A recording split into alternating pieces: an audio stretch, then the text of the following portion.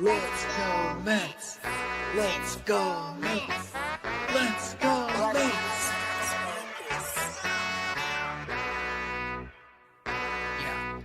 Yeah. You gotta believe and invest with your heart. Orange and blue till Mets do us part. Spring training, oh yes, it's the start. City Field gritty till Mets do us part. Hit home runs and knock it out the park. Big Apple till Mets do us part. You gotta believe and invest with your heart. Listen to the show till Mets do us part. John from Brooklyn, KB reps NJ. We're the other team, I don't care what your friends say. Mets fans, we focus like a sensei. Listen to the podcast Monday, Wednesday. Made a couple bad plays, but we still won. Character, yup, we're gonna build some. Are you gonna check the pod? It's real fun. Just like Mookie, I will sign. So invest with your heart. Orange and blue till Mets do us part. Spring training, oh yes, it's the start. City Field gritty till Mets do us part. Hit home runs and knock it out the park. Big Apple till Mets do us part. You gotta believe and invest with your heart. Listen to the show. Available now on all streaming platforms. If you love the New York Mets, check out Till Mets Do Us Part. Enough rapping. Let's get to yapping.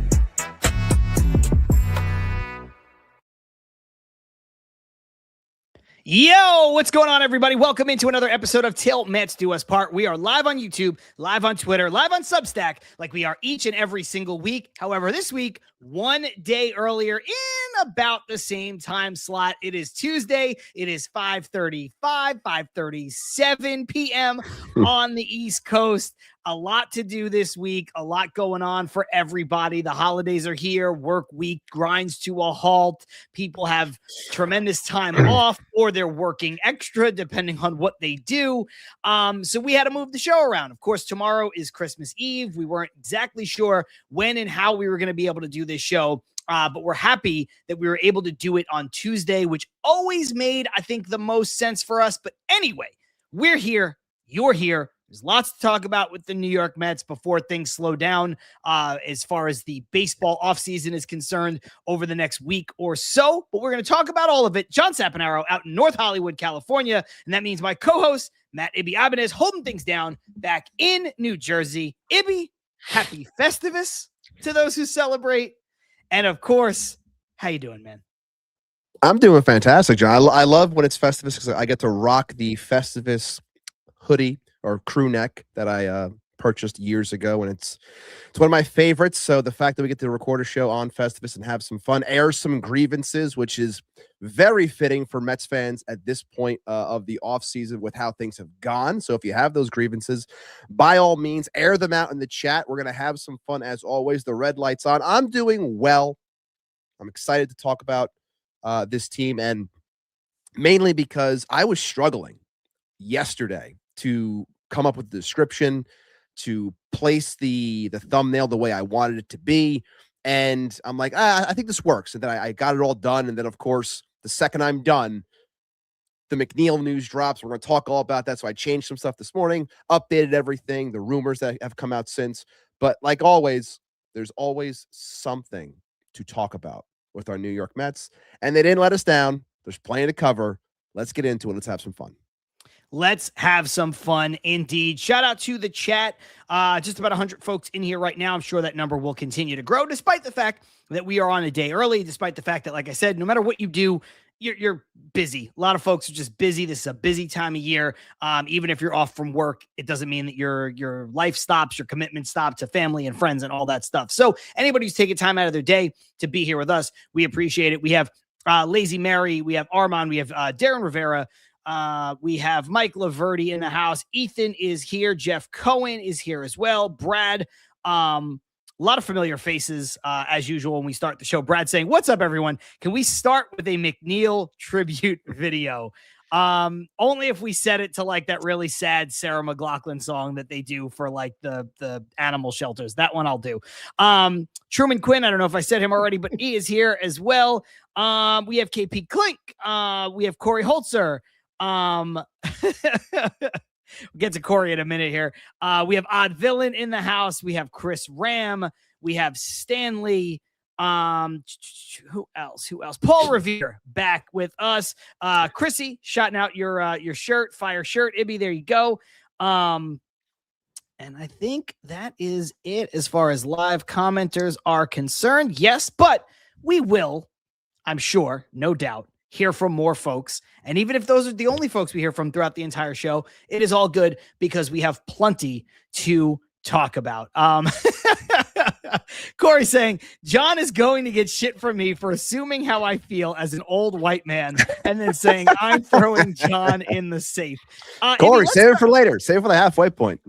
Yeah, like listen, we'll save the safe bit for later on, of course. But Ibby, we will start with Jeff McNeil.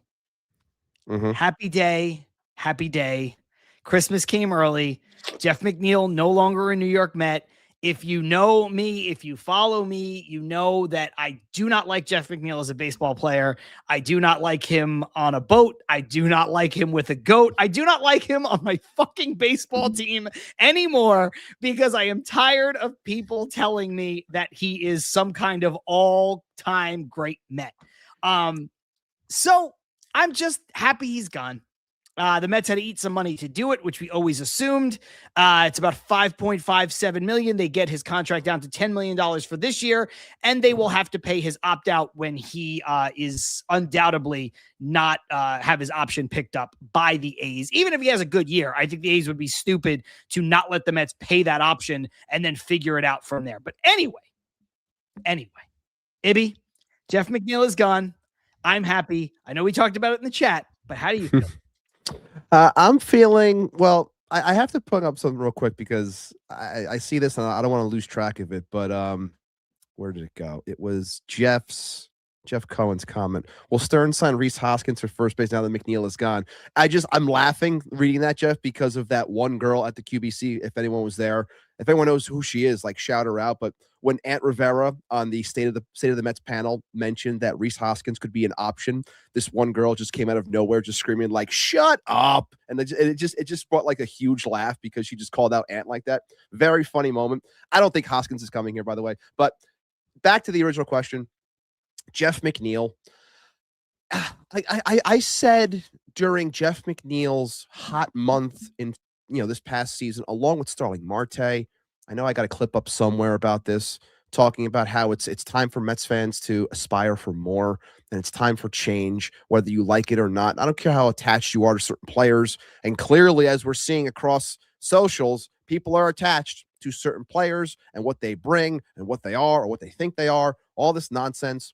But it was time to just, again, shake it up, like get rid of something. It's worn out its welcome. I know John tweeted this before, but I echo the same sentiment when it comes to Jeff and all that has gone on publicly, privately, whatever it may be, when it comes to Francisco Lindor.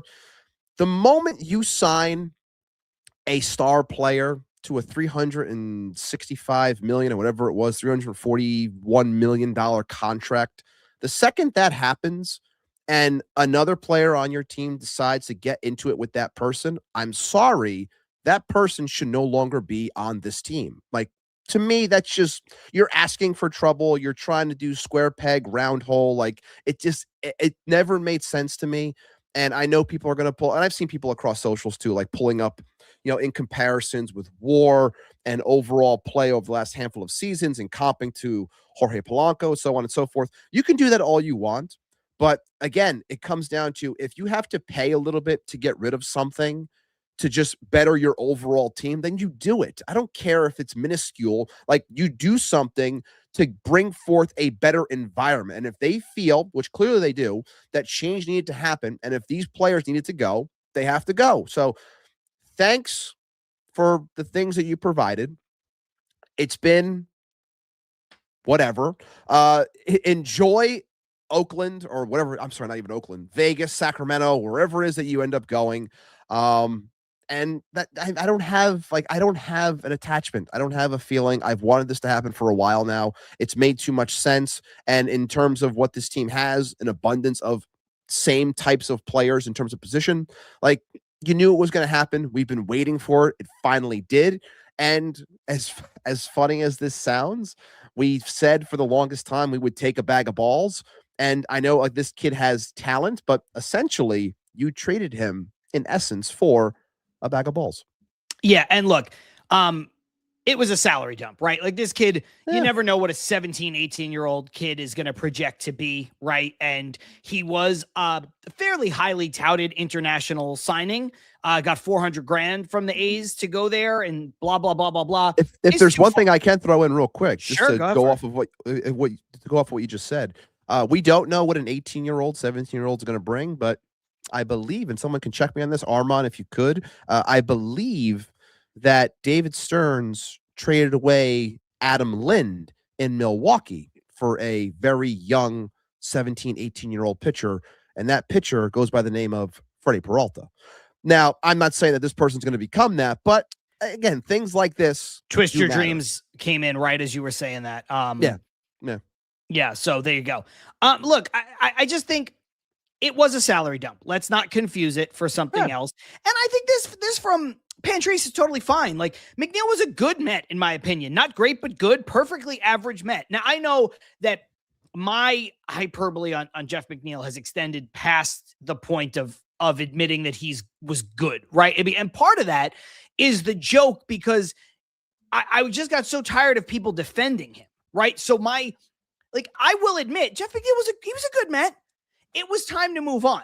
But while he was on the team and I would tweet really harsh, mean jokes about him being terrible, it's because people would defend him like he was some kind of great player. And it was like, okay, well, if you're going to defend him, then I have no choice but to just rail against him completely. And that's, again, if you don't like that style for me, that's fine. But also, like, I'm closer to right than you are if you're sitting there going, like, he was so great. He won 2 batting titles. Like, somebody told me he won 2 batting titles, one of 3 Mets to ever win a batting title. If that's not great, I don't know what is. And I was like, that's the stupidest thing anyone has ever said to me ever in my life.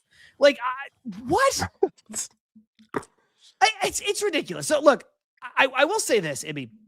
The comparison to like Polanco and McNeil and what people have been saying and posting up, these baseball reference side by sides and things like that. I think it's fair to say, and I've said this on the show a million times, I believe in the advanced statistics. I believe in traditional statistics. I believe that they all are there, stats to tell a story.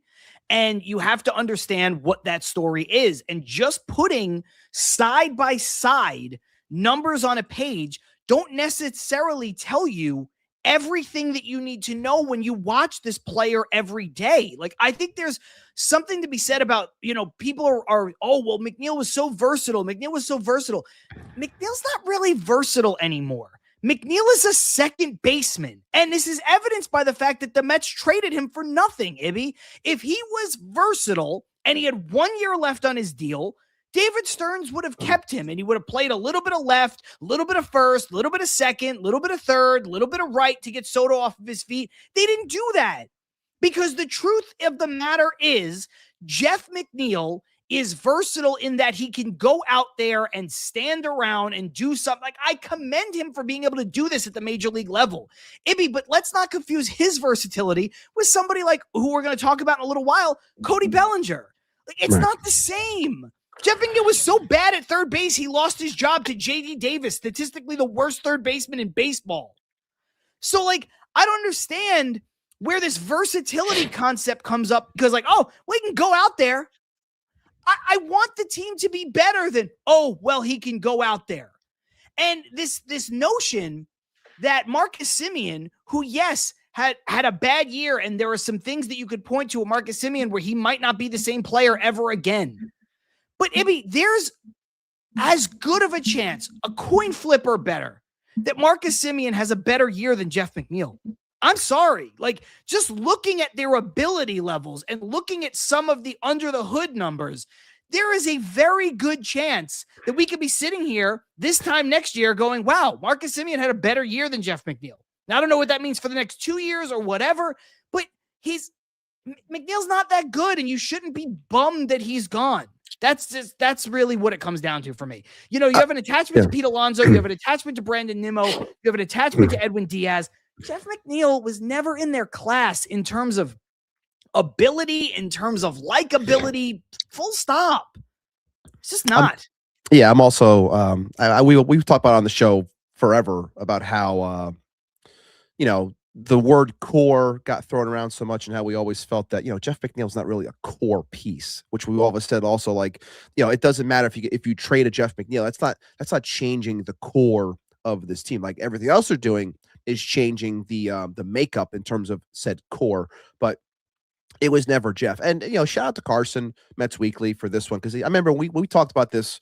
We've been talking about it forever, but when he brought this up months ago about how Jeff is versatile in the sense of when this team, like the older guard of this team, needed said versatility, and they chose to go the in-house route to try to make something of someone to just move them around the diamond so they wouldn't have to go out and spend the money on a player that can do it better. To John's point, like a Cody Bellinger who can actually play first and all three outfield positions, and other players like, he was never a Ben Zobrist type, like a guy that went across the diamond and played everywhere and provided good production wherever he played. A Brandon Donovan, got another guy who's out there right now for the Cardinals who might get traded at some point. Guy that plays around the diamond, like just a better player. Like it was never that with Jeff. And I think that when you are changing things, you're changing the overall makeup. It only made sense because if you would have kept him hanging around while you changed everything else, to me, that just comes across as awkward. And I think it's a person that's out of place. And that could lead towards potential friction or what have you, or alienation within a clubhouse, which could then cause issues. And clearly we don't want that. We want to change it. We want to get new. And, like I said, all the best, Jeff. Appreciate it. Time to move on. Adios. Yeah, look, there's a lot of great comments coming in right now. A lot of people are saying who they think is more valuable to them than Jeff McNeil. I've seen Jay Payton, Lenny Harris, like people that they were more attached to. Kirk Neuenheis. Keith's throwing some fire out in the chat over there. Yeah, Keith's got Lenny Harris, Jay Payton. I've seen Kirk Neuenheis and all this stuff. But I think that's a pretty hilarious sentiment. And I kind of agree with all of them so far. Jeff Cohen saying, agreed, Ibby. Fans are attached to the players, and I'm guilty of wanting Pete and Nimmo and Diaz, but I'd rather have sustainable winning team, which I think is what we all want ultimately. Odd Villain saying McNeil looks like Scarecrow from Batman, following it up by saying he is pretty versatile. He scares crows, he plays golf, and he lines out a lot. That's a 3-2 player. That's true. That's true. I think Ethan is spot on here. We can do better than McNeil. You can. You could do better. Aspire for more, Mets fans. Aspire for more. Don't just fall in love with the guy because he's been here. You can do better. You can. And that's the thing, too. You mentioned it when you talk about the core this, the core that. McNeil was like a core compiler. You know what I mean? Like McNeil kept getting lumped into the core conversation because he had a couple good seasons and he was just here long. People are like, oh, the Mets core, Pete Alonso, Brandon Nimmo, Francisco Lindor, and Jeff McNeil. I'm like, bro, one of these things is not like the other. Come on. It's like when you're doing a group project, the guy who does nothing, everyone else does all the work. It's just the one guy who's there. He still gets the grades. Like, no, man, like you're not part of this. Come on. I'm with Twisted Dreams. I've been banging this drum for a while. McNeil has been expendable since 2022. Listen, it's true. I've repeated this a lot on this show. And because now Jeff McNeil is not on the team, this is basically the last time I will ever have to echo this sentiment.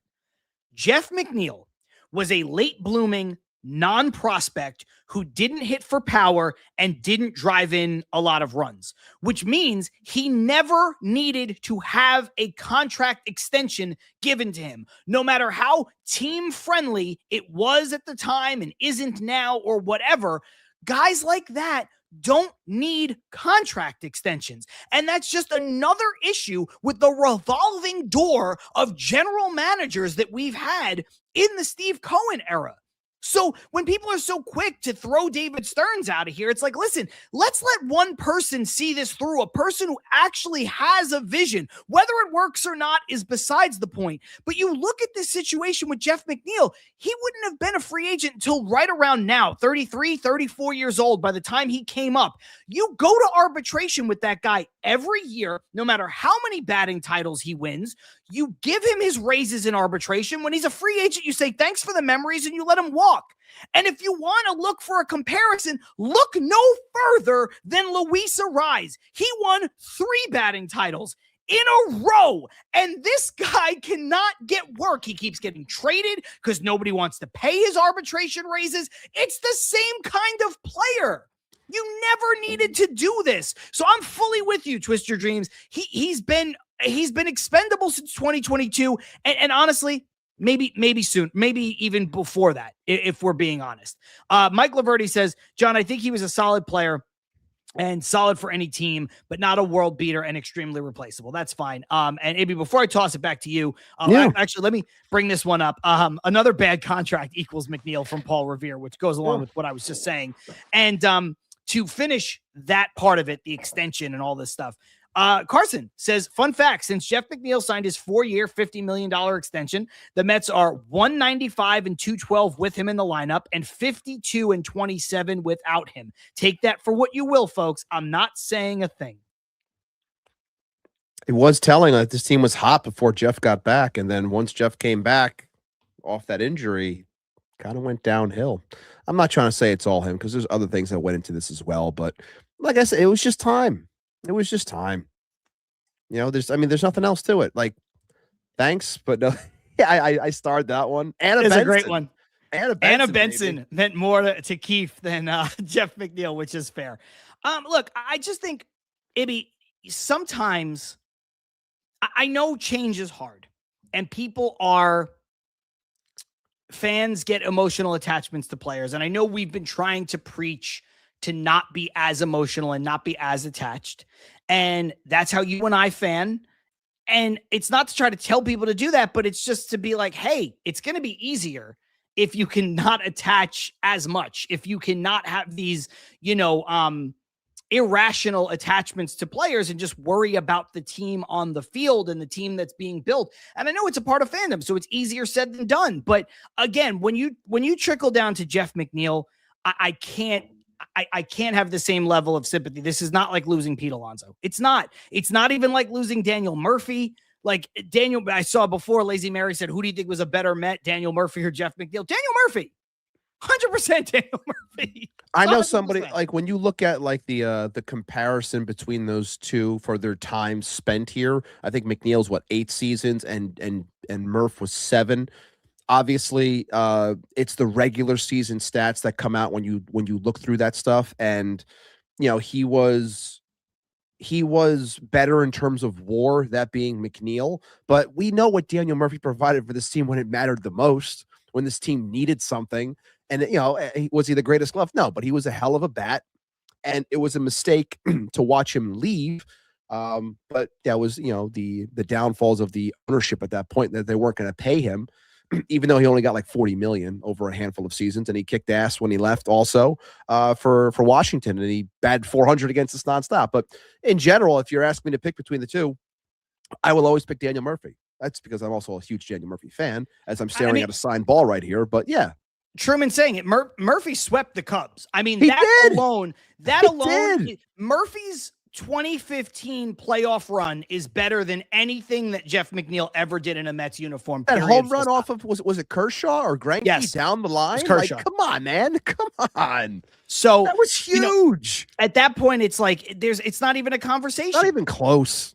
I love this one from Keith. Desi Relaford meant more to me than Jeff McNeil. Ibby, I don't know why I have this. Marlon Anderson was better than Jeff McNeil. Loved Desi Relaford. Like, I was like 13 years old when Desi Relaford was on the team. I was all about Desi Relaford. I don't know. It has nothing to do with anything, but it's just a name from my past that I was always like, I thought this guy was going to be like a really good utility player for the Mets. Mike Laverty saying it's fine for fans to be emotional losing a guy who's been here for a while, but when they're replaced with quality players, that sentimentality will be replaced. Win a ring and nobody cares about the past, which is ultimately the goal, just right? win. Like, that's what we're trying to do. Joe Perino checking in saying, I will not miss McNeil at all, in all caps, but I certainly hope Simeon is better for almost double the price while we're being cost conscious. I mean, Ibby, again, I say this, I truly believe that Marcus Simeon will have a better year than Jeff McNeil. Now, I know McNeil's going to a place that like his skill set should play very well. So maybe he does have a good year, but I truly believe Marcus Simeon will be better. Yeah, I think he's going to be better in 2026. Also, just to be fair, McNeil had thoracic outlet surgery. I have no idea what this player is going to be. I don't. I know we know how it affects pitchers adversely. Maybe I have no, like Jeff McNeil might have to retire. Like, I'm not trying to spread rumors here, but doesn't it speak volumes though that this, like, he got dealt for a 17-year-old kid in the Dominican Summer League? Like, doesn't that speak volumes? Like, no, like there are plenty of teams right now that are looking for someone the ilk of a Jeff McNeil for what he can do and provide for a team, but only one team was willing to take on 10 million of him while giving up a 17-year-old kid. I think that speaks volumes if there's only one suitor. That's just me too. It absolutely does. Mike Laverty, John, that's a really good point on the thoracic outlet. I mean, because it's getting lost in the shuffle. And again, I'm not a doctor. I'm not a professional athlete. He just plays one on a podcast. I just play one on a podcast. No, but like, I'll admit, I don't fully even understand what thoracic outlet syndrome is. I understand it has to do with clotting, and that's why it's an issue for pitchers. And then if it's in their pitching arm, it's a whole issue. I understand very rudimentary what it is, but like, no one's talking about the fact that he just had this surgery that ends careers. And all of a sudden now we're going to sit here and be like, well, you know, Jeff McNeil is going to be a really reliable piece for the Mets, playing some first base, some second base, some left field, maybe some right field. When was the last time this dude was reliable for the Mets? And I don't even mean as a hitter or as, he gets hurt every season. He had the best stretch of his career in 2024, arguably, and he couldn't even play in the playoffs because he was hurt.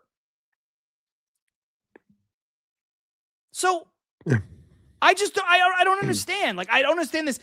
And that speaks volumes to what Carson always says, which is about his versatility is kind of in name only. Tank, you're in the running, my man. You are in the running for this one. The Lindor gifted Jeff meant more to the Mets than Jeff McNeil meant to them. That's a good one. That's a good one. That's an early candidate. Keep that one starred. That's an early candidate for comment of the day. Our crowned comment in the running for sure. This is another thing that I thought was strange. Just to be fair, Ethan saying he is a shift merchant, talking about Jeff McNeil. Yeah, he's somehow the shift got done away with, and people were like, "Wow, Jeff McNeil's going to be great," and he got worse every year. Just got worse and worse and worse and worse and worse. I don't understand how a guy who everybody says he can just put the ball wherever he wants. Well, then why don't you hit it? I don't understand. How do you ban the shift and then get worse? No, he changed his approach. Completely. He wanted to swing for more power. He tried to pull more, like things that you want to do. But again, it's not a profile that really worked all that great for him. And that, like you said, the health didn't help either. And again, I think, honestly, that we've spent more than enough time on Jeff McNeil to this point. We have more pressing things we should be talking about.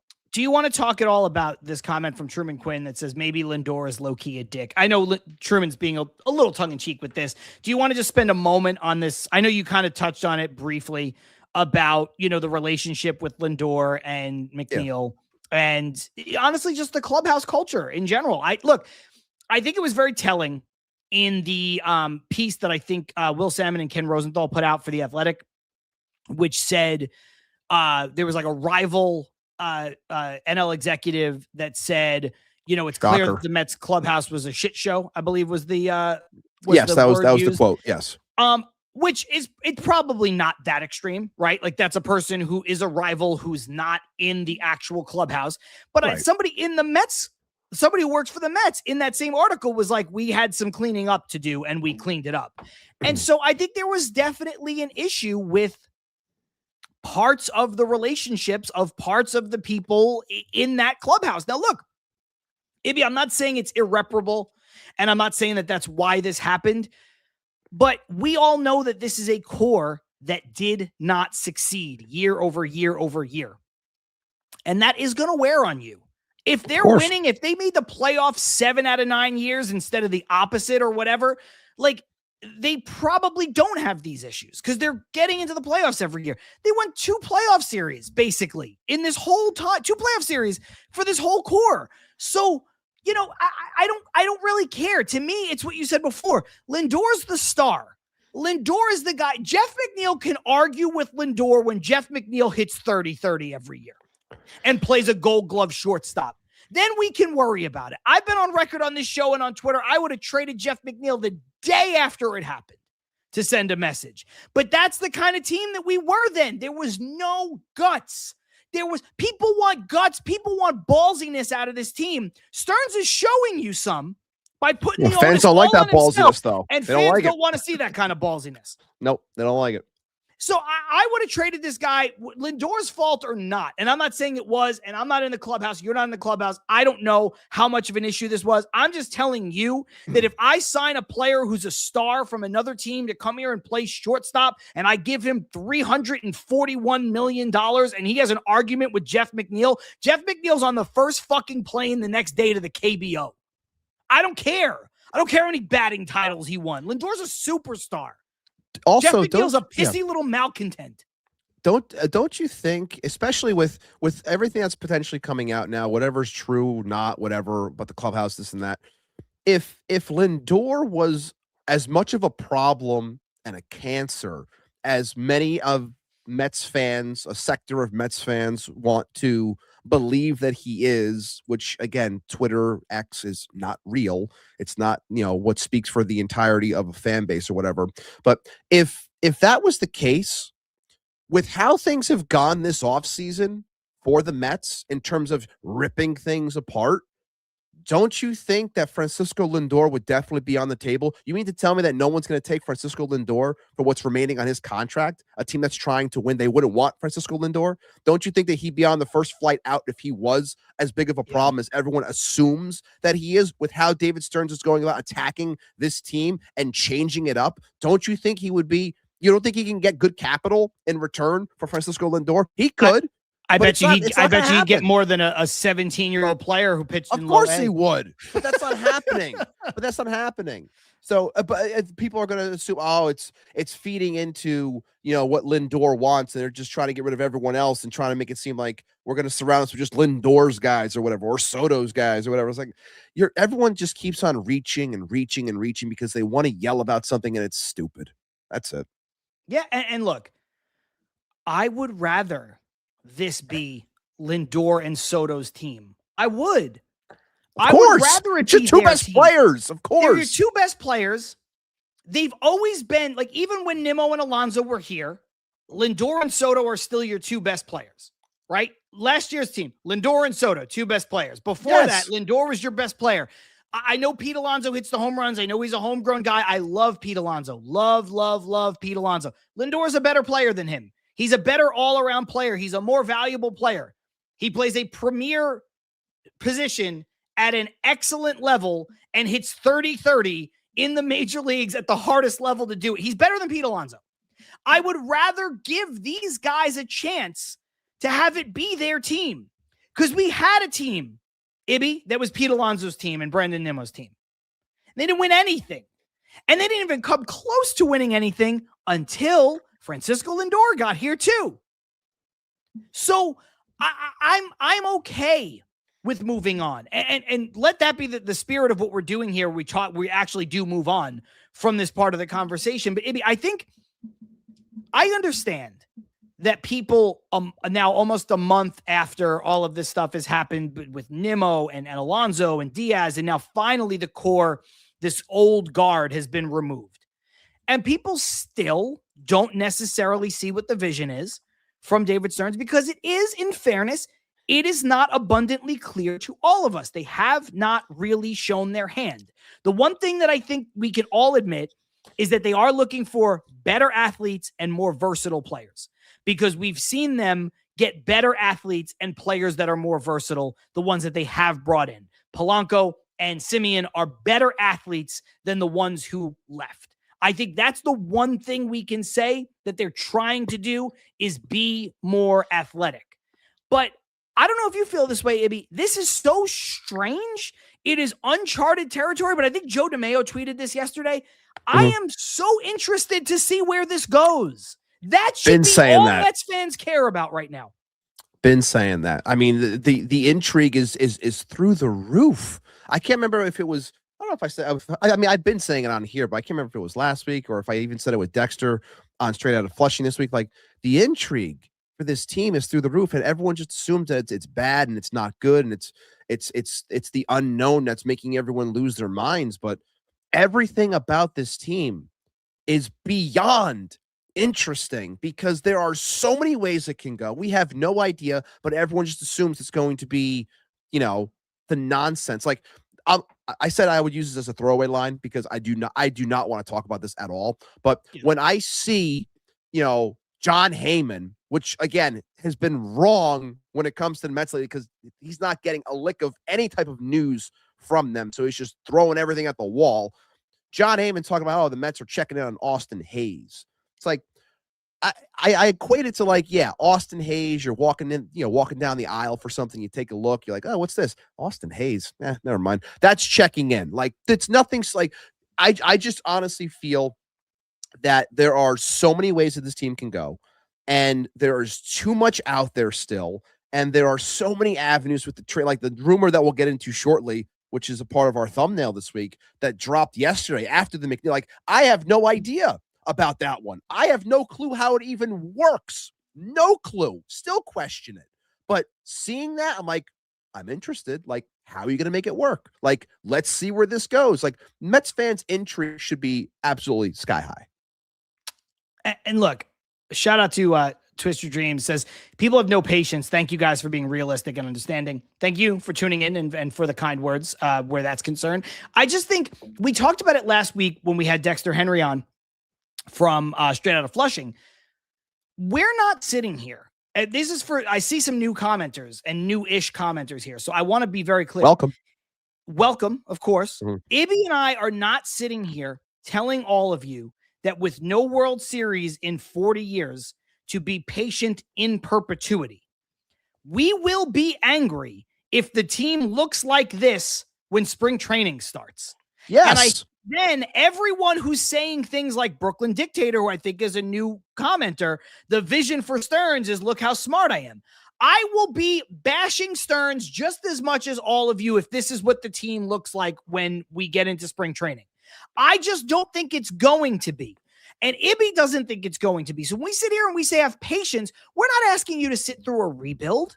The Mets are not going to do a rebuild. They signed Juan Soto last year. You don't sign Juan Soto with the same owner and the same GM and the same path and then tear everything apart with no plan to be competitive. No team would do that. Juan Soto would not have signed here if that was the plan. So we're asking you to have a little bit of patience for like a month and just see what happens. Because I tweeted, and we don't have sources like this. We're fan first, whatever. If we ever have something that's definitive, we will tell you. I'm just saying this is pure speculation, something I tweeted earlier. Ibby, if the Mets were to ever sign Okamoto and Bellinger, right, nobody's going to care. With the additions they've already made, no one's going to care about the players that went out because that is going to be a versatile, deep lineup with really, really interesting way that you can construct it on a daily basis. And I think it's a better team than it was last year automatically. So, let's just see, because Okamoto, still a free agent. Cody Bellinger, still a free agent. The rumor that you just mentioned that we haven't even gotten to, maybe that happens, maybe it doesn't, but there's a pathway. How are the Mets going to ever replace Pete Alonso? Well, you know who could replace Pete Alonso in a lineup? Ketel Marte. So let's just be patient for a month and see where we're at. And if this is the team, then me and Ibby are going to be right there with you, saying that this guy thinks he's the smartest person in the room and he tore everything down with no plan to rebuild it, or he had a plan and it didn't work, and now the team is going to suck. But let's just get there first. I mean, I've said this multiple times. If I see Mark Vientos starting games at first base, I have a problem. Now, based off of everything that we heard for the Polanco presser, I don't think that's going to be the case. But at the same time, I even have a little bit of a problem if he's opening up as my DH. I kind of do. I still think he should be a candidate to move off this team, but I also think that he might have worked his way into staying here because of the potential with power, and now this team wants to maintain some power. But no, I just think that the patience for everyone, the overreaction to everything, it's clear as day that people, Mets fans, just want anything to happen. They don't care what it is. They just want something to happen. They don't care if it means anything. They just want to say, oh my God, they did something. But the sad part is they want something to happen, but 50% of them are going to scream anyway that they don't like what happened. So let's wait for the right moves and not just cheer or scream about the wrong moves. Like today, Ryan O'Hearn signs a 2-year deal with the Bucks, with the Pirates, okay? Signs with them. And now Mets fans who had been screaming saying they don't want him. You better not get me Ryan O'Hearn to replace Pete Alonso. Right. And now they're like, well, why couldn't we get Ryan O'Hearn? Like, please, enough. You sound so stupid. You really do. Yeah. I know. Shout out to Corey, by the way, who was the funny stuff on the open. And I knew you were joking around, but this is my whole point. No one changes a plan 1 year after signing a superstar to a mega deal. You don't do that. It's the entire same regime. It's not like the Mets had the plan was pitched to him too. The plan was pitched to him, and he mentioned that. Full transparency. He said that out in the open. They told me what the plan is moving forward, what they're going to be doing with me, so on and so forth. Still signs a dotted line. Yeah, it's money. Of course it's money, but he still signed a dotted line. It's money, but Juan Soto can go down as one of the greatest players to ever play Major League Baseball. That's how talented he is. He's signing a 15-year commitment to stay here and be here. You don't think... Now, listen, I don't know the particulars of the conversation. Maybe I know it was important to Soto to have protection in the lineup, right? And the protection in the lineup for him last year was Pete Alonso. Worked out pretty well for both parties. Pete Alonso had a great year. Soto had a great year. It wasn't enough or whatever. It wound up not working and not mattering anyway. But Juan Soto is a guy who has talked about wanting protection in the lineup. So do you think that knowing that the Mets are going to say after 1 year, okay, well, your protection went from Pete Alonso. Now it's Mark Vientos. Good luck. No, they're going to get somebody. I don't know who it is. I don't know if it's Ketel Marte or if it's Cody Bellinger or if for some reason it's both. I don't know if it's Okamoto. I don't know if it's Jaron Duran. I don't know if it's Luis Robert and somebody else. I have no idea. But I want to see if I can find this. Man, I meant to star it and I missed it. But I think it was from Twisted. Yes, here it is. It's literally impossible that this will be the team on opening day. They don't have enough players, Ibby. I know they have no outfield right now. Is full. They have 3 outfielders. Yes. They have Juan Soto, Tyrone Taylor, Nick Morabito on the 40, and I think there's Jared Young is listed as a left fielder. And the other guy, the guy that shouldn't even be on the team. Jaewong Bae. That guy, that disgusting human being. Yeah, like him. But other than that, they have nobody. So they're going to be getting outfielders. Hopefully not Austin Hayes, but they're going to get better outfielders. Yeah, it's just shout out Lazy Mary. Trying to get to some of the funny stuff Lazy Mary's been putting out there, but saying Carson and John making good points today. I must be in the twilight zone. That's just an overarching one. It's nice to agree. It is nice to agree. Yeah. Ibby, look, let's talk a little bit before we head into the break. Since we agree that this is an exciting time, and really, look, this should be the only thing. Not trying to tell people how to fan, but it's over and done with, guys. We're in too deep, right? Like we're in too deep now. The only thing you can do if you're a fan who wants to maintain any kind of realism to optimism at all, unless you just want to be in the negative, we're never going to be able to change your mind. But if you want to be realistic and dare I say optimistic, the only thing to do now is to look forward and to speculate and to have fun, which is what most people want to do this time of year anyway with their baseball team, is speculate and have fun over who they're going to get. This doldrums that the Mets aren't going to get anybody is just flat wrong. They're, I know you mentioned Austin Hayes, Ramon Laureano. These are not going to be the big splashes. This is not the 2012 New York Mets. There is a plan here. I don't know who it is, but I know that there is a plan. So let's talk about the rumor, because we've been alluding to it a bunch. Yeah. I don't know how this player fits the team on the field, but I do understand how this player fits the team in the lineup, and that is Ketel Marte. Shout out Ryan Finkelstein, because he said on Locked On Mets, and I do agree with this, of all of the players that we know are available either via trade or free agency. Now, obviously, sometimes a trade can happen that nobody ever sees, right? Nobody knew truly that like Marcus Semien and Brandon Nimmo were going to get traded. Nobody really knew that. So trades are harder to forecast, but we believe very strongly that the Diamondbacks are trying to trade Ketel Marte. So of all the players that we know are available via trade or free agency, Ryan Finkelstein said, you could say that Ketel Marte is far and away the best bat the Mets could add. And I agree with that. He is the best. I think he's better than Kyle Tucker. He is far and away the best bat you could add. Now, the lineup thing is tricky because he's a second baseman. The Mets have Marcus Semien. Marcus Semien's not going to move. I do think there's a way that you could just DH Ketel Marte. You maybe could put him in left field a little bit. Maybe he plays third base a little bit. I don't know. I know he's not a bad defender at second base, but Marcus Semien's an elite defender at second base. So I don't think Semien's moving off the position. And I think if you were ever to get Ketel Marte, he's playing somewhere else in terms of on the field. But man, what an addition that bat would be. Switch hitter, 35 home run power, just an all around excellent hitter. And what an addition to the lineup. I mean, and obviously Keith throwing in here on the Shane Sons account saying how he wants to be serious for a minute as opposed to constantly making fun of me, which I love. I love reading it. Saying how Ketel works out with Juan Soto in the offseason, which obviously, does carry some weight, especially to those that feel that Juan Soto runs everything for this team. Look, I saw this and I was just like, what? And then me and John started texting and we're like, how the hell and our group chat was going off like, how the hell does this make any sense? But I'm going to let it play out.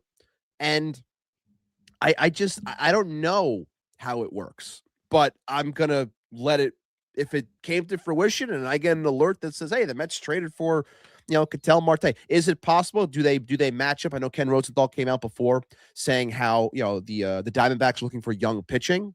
Would the Mets be willing to give up young pitching for a 32-year-old? Does that player match? I know a lot of people were, attacking me on Twitter when I retweeted it. With David Stearns looking like Chef Boyardee, just saying, let the man cook. That bothered a lot of people, but could it be the player? Maybe it's not. Maybe it's just checking in. Like I just, made fun of Austin Hayes before about checking in, but if that's the move that he wants to make, would he part with Brandon Sproat? Maybe. Would he part with other pieces in the minors? Would he part with Jet Williams? Would he part with Ryan Clifford? Would he part with Jack Wenninger? Would he part with Jonathan Santucci? Maybe Will Watson. There's a lot of names that could be moved. I do not believe that they're getting rid of Jonah Tong for Ketel Marte. I do not. I feel like that's something that they wouldn't do. Let me ask you. Let's put it to you. You run the Mets. I would not try. Obviously, Nolan McLean is Ibby's power just went out. I don't know what the heck. What the hell, guys? Sorry. We're deep in the middle of this Mets conversation, but Ibby has a poltergeist. So if anybody knows anybody that can come over and bless his house, maybe sage it or something. This is very serious. His lights turning on and off by themselves. I am scared for you. No. Okay. So, I acknowledging that Nolan McLean is off the table, fully untouchable, blah, blah, blah, blah, blah. Yeah. I would not trade Jonah Tong for Ketel Marte. But anybody under Jonah Tong, I would already have the conversation. Me. Would you? So like if the package had to start with Brandon Sproat, I would do that. Yes. You're gonna have to give up more, but I would do yes. Yes, I would entertain it. Would he do that? Is that the type of player that he would want to pretend? I don't want to say gut, but give up a good portion. Like, is that the trade? Is that his Yelich trade where he gave up four promising players to bring in? That's a great comment from Keith. If you're a wrestling fan, Andrade. Sorry, I didn't mean to interrupt you. Okay. I'm sorry. No, it's fine. That's a good comment. But no, I think that I think that it's a potential. But look, it makes me look at this in its entirety and question the age and the player and overall the fit. If he comes here, how does it work? And if that's decided, then maybe he would empty out said players. But I don't know if that's the route that he would go, because I think I've been saying I think that the route is going to be for the pitcher that he wants to bring in. That's where this capital is going to end up going, towards said player, especially when you've acquired so much infield talent and you have some already within the system that can, provide for this team. But if you're going to tell me that, Ketel Marte is going to come here and be a DH, then it's like, oh, okay, well, that's news to me. If he's just going to lose the glove, like, I mean, I don't know. Would keep him healthier. I don't buy it. Would, but it would keep him healthier. I do not buy like, oh, he played center field. Like, he's not playing center field. He's 32 years old. He's not playing center field. Yeah. He was horrendous at it, by the way. He was fucking horrible. He can play a corner. It's like, again, that doesn't bode, it doesn't jive with all of run prevention. Like, you can't rip Brandon Nimmo. You can't rip Nimmo, even though he was lumbering, but then say to me that we're going to throw Ketel. Like, you can't do that. Like, Polanco, that's fine, but do I think you could maybe throw, like, if the Mets were ever to get Ketel Marte, and I agree with you, I don't think he's a great fit aside for the bat. Do I think, this year and next year he might be able to play, a couple games here and there in left field in a pinch? Like, probably. But you can't trade for him and make him your left fielder. To me, that's the biggest issue with why he's not a fit. The bat is going to play. Now, the bat plays no matter what. I would love the bat. I want to make that clear. I would love to have Ketel Marte on my team from an offensive perspective. I'm just curious on how they would make it work defensively. Are they going to move off Semien, which we both feel that his best position is second base, unless they're going to say to me, oh, he's going to grade out well as a third baseman. Now we're going to move Beatty because Beatty's going to go play, in, Florida because we're going to get, Sandy, or he's going to go play, in Milwaukee because we're getting like, I don't know. Like, is that going to be part of your deal to get another pitcher? I don't know what they're going to do. Well, Lazy Mary, right as you're saying that, says, is he a better fit if you include Beatty in the deal? And then saying, sorry, Ibby and Gab. I do think so. I do think you would have to either include Beatty in the deal to get Ketel Marte, which I also would do. Mm-hmm. Or it's another precursor deal. It would be an exciting precursor deal, right? Oh, we've talked about all the Mets deals so far this offseason. Right, they've all been precursor. Wait for the next one, wait for the next one, wait for the next one. I think there would be another shoe to drop if the Mets got Ketel Marte and didn't trade Beatty, but it would be one that Mets fans could get excited about. It wouldn't just be, let's see what they do next. It's like, no, you're adding a guy to the middle of your lineup that's a switch hitter, 35 home run bat. Like, guy is an elite hitter. And you're also getting him maybe on a team-friendly deal. Like, what's left on his deal is basically like 5 years, $100 million. I know he's 32, but if he was a free agent right now, he's probably getting a $200 million contract. And I agreed with Ken Rosenthal, where he said he's being paid from 32 to 30. It's a 6-year deal. And he was like, even if based off the money that he's making, if you got, 4 great years out of that 6, like, you've already made your money. Like, you've already done the part. Yeah. Like, and I agree with that. I do. I don't know what happened with him when it came to Clubhouse last year and the stuff that happened. I know he had something happen on the field. He broke down. Then he disappeared for a little bit. Like, I don't know. And then you had the whole thing where, Geraldo Perdomo was coming out and defending him and no one else really did. Like, I don't know what that was. I don't know if that's what's driving the force of a potential trade here. 6 years, 102 left. So, I mean, he would make a lot more on the market right now if he was here. Like, he'd get the 6 years probably. He'd make more than 102 for sure. Yes, Yeah, that is right. Yes, this is from okay. Keith. A fan said something about his late yes. mother, which, Yes, listen, that's why he man, broke down on. Yes, you're right. Yo, fuck Thank that guy. You know what Yeah, I mean? Like, screw that, yeah. like Forget that's that. fucking awful, But dude. beyond that, I remember there was something else when it came to the clubhouse, and Perdomo was protecting him, and the media was going after him. Something was said, And then his house got robbed, according to Like, Tony HVAC. so it just feels like a lot was going on for him. Maybe there's more to this story. I'm not sure, but offensively, man, I would love to have the bat. I'm just curious on how everything would, come into play and how it would, like, the puzzle pieces, how it would all fit. Joe Prano taking the tack that I would take, which is get Marte and lose Beatty. Don't tempt me with a good time. That's my position. I don't love Beatty, although I'm starting to come around to the idea that unless there's a move like a Ketel Marte, Beatty's going to be the third baseman. But then the Mets, look, Ibby, I said to you when the offseason started, I thought the Mets needed 2 bats, and that was with keeping Pete Alonso. The Mets still need 2 bats. I know I threw out this hypothetical before of Okamoto and Bellinger, but that's what I think they need. They need another infielder, and they need another outfielder. And it would help if both of those players were versatile, because it would allow them to move some things around. Like all of the reports, and obviously I don't watch Japanese baseball, but all of the reports from people who are in the know is that, Okamoto won Golden Glove awards playing third base. That's going to play in Major League Baseball, whether he's a third baseman or a first baseman. And you can also probably put him out in left field a little bit. So if you get a player like him that can move around a little bit, that gives you some insurance for, I think Polanco is going to be a good first baseman, but because he's a good athlete, and if you can play shortstop in the major leagues, I'm sure you can play first. This isn't Mark Vientos. You know what I mean? This is a guy who really can play around the diamond. So I think if you were ever to get 2 guys who can give you that kind of versatility, that's what I'd be looking for. It's a little less with Ketel Marte, but you got the DH spot. Maybe you give him a first base glove. Maybe he plays a little second base, whatever. But I think it's just locked in right now. The Mets need to get 2 bats, and I think they will. I really do. I think they will too. People are going to tell me I'm naive and that I'm dreaming and all this stuff. The Mets are going to get 2 bats. I really believe it. So basically what you're saying is you should just let Stearns cook.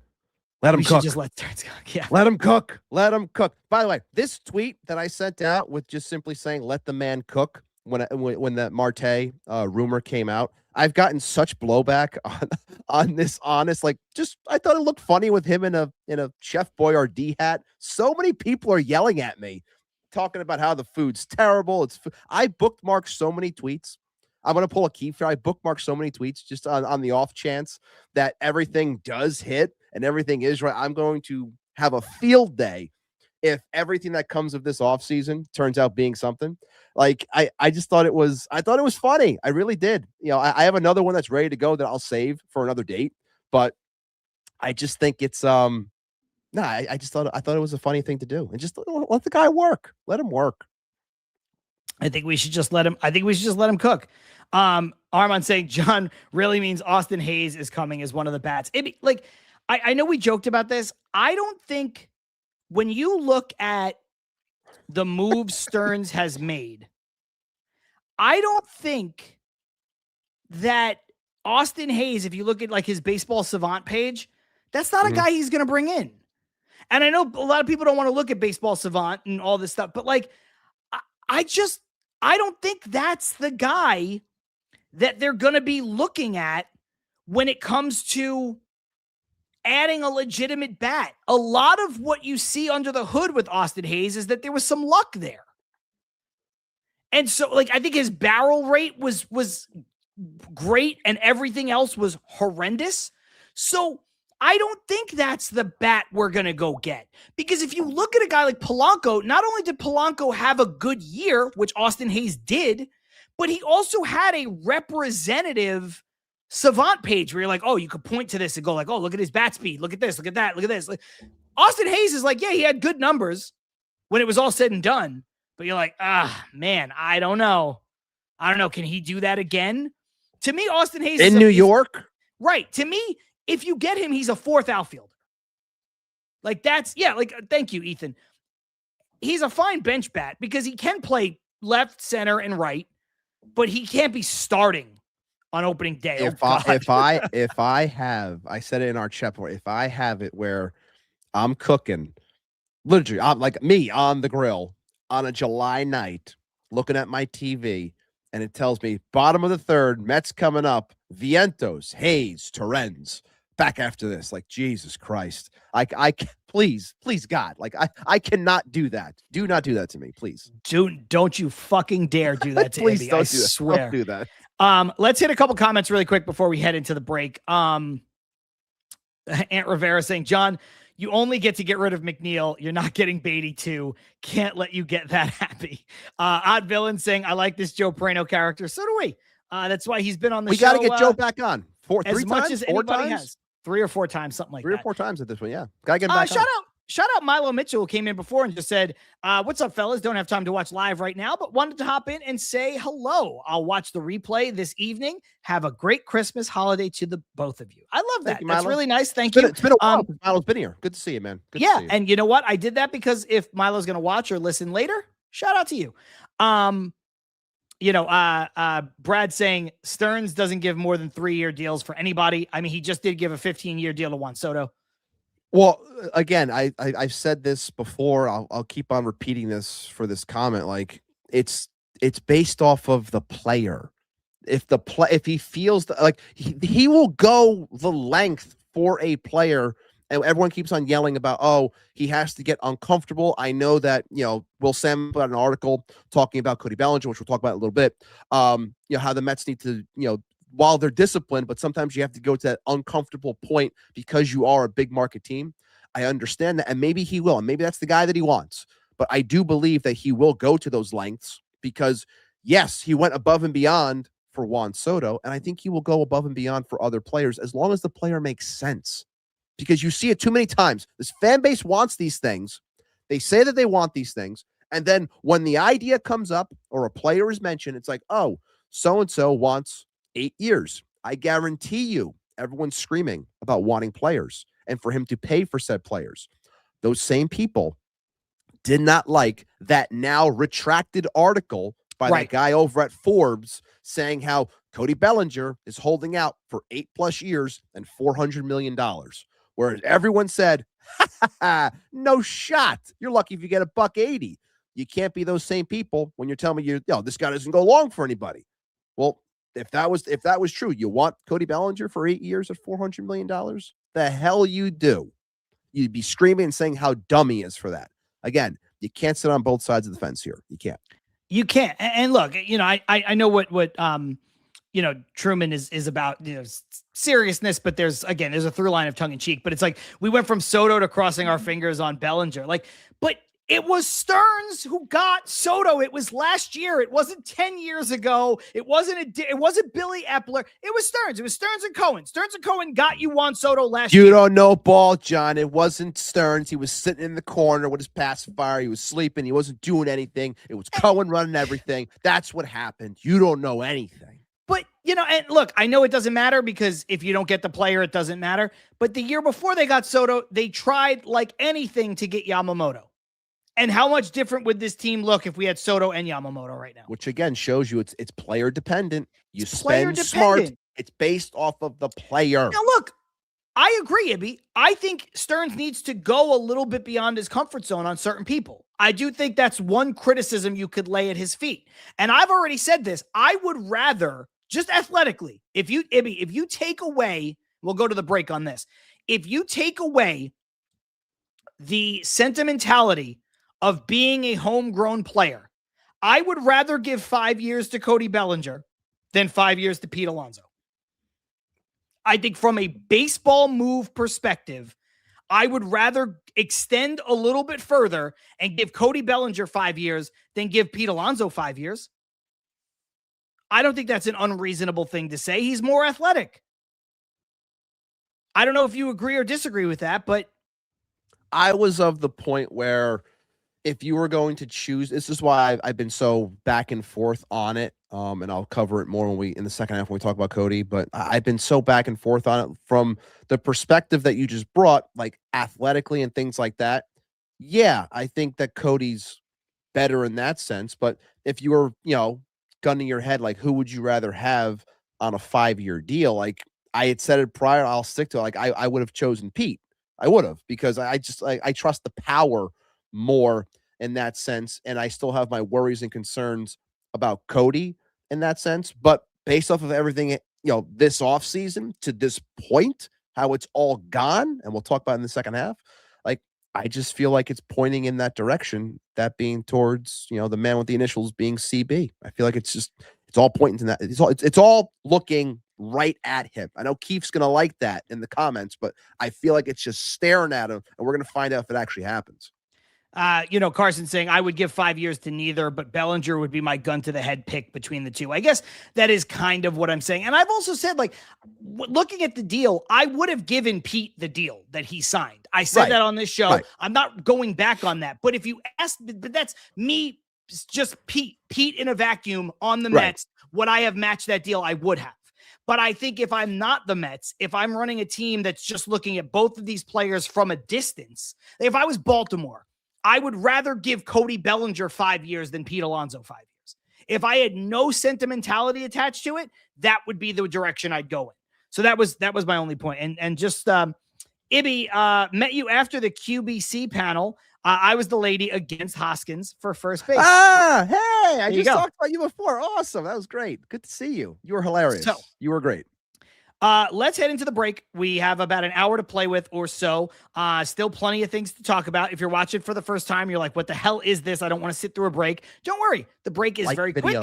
It's 30 seconds. We just reset and we'll get back into the conversation. Like Ibby said, like the video while we are gone. John Saponaro, Matt Ibanez, Til Mets Do Us Part, live on YouTube, live on Twitter, live on Substack. We'll see you in about 30 seconds.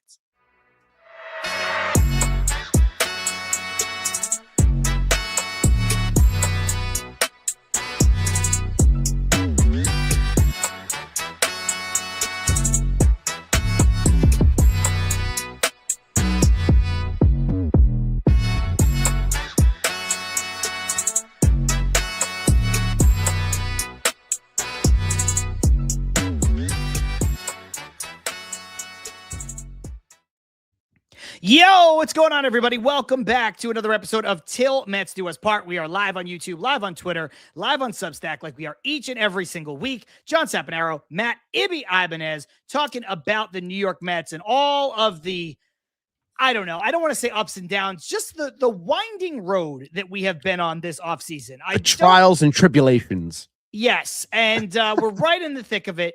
As you would expect for this point in the offseason, it is Festivus. We're trying to air some grievances along the way as well. Ibby, before we get back into the conversation, really dive into Cody Bellinger in earnest, because I do think that he deserves a little bit of, we don't really do segments on this show, but kind of a segment of his own, because I think the fit is there. Before we do that, let's hit these folks with a quick word from our friends over at Independence Safes. Absolutely, John. IndependenceSafes.com. Independent Safes are protecting homes and businesses with secure residential and commercial safes. Fireproof peace of mind in every corner. Visit IndependenceSafes.com today for security that stands strong. And we all know what is coming up next. It's our favorite segment of the day. It's time to open up a safe, put someone in, and throw away the key. And I've been going back and forth on this one. I really have. And I know where I want to go, because the original idea was putting someone in for a second time, which I didn't want to do. Well, I thought about it, then things changed yesterday. So originally, I planned on putting Mike Puma back into the safe. But I'm going to let you escape. He can't. He's too old to go in the safe back like this close to being in the safe previously. It's bad for his health. You can't do it legally. I've gotten word from legal. They won't let you put him in the safe. You have to wait at least 2 months. If that's the case, then I am putting in this hat along with the person that it represents, Pete Alonso. Pete Alonso, you, my friend, are going into the safe this week. You are no longer a member of the New York Mets. You are a proud Oriole of Baltimore.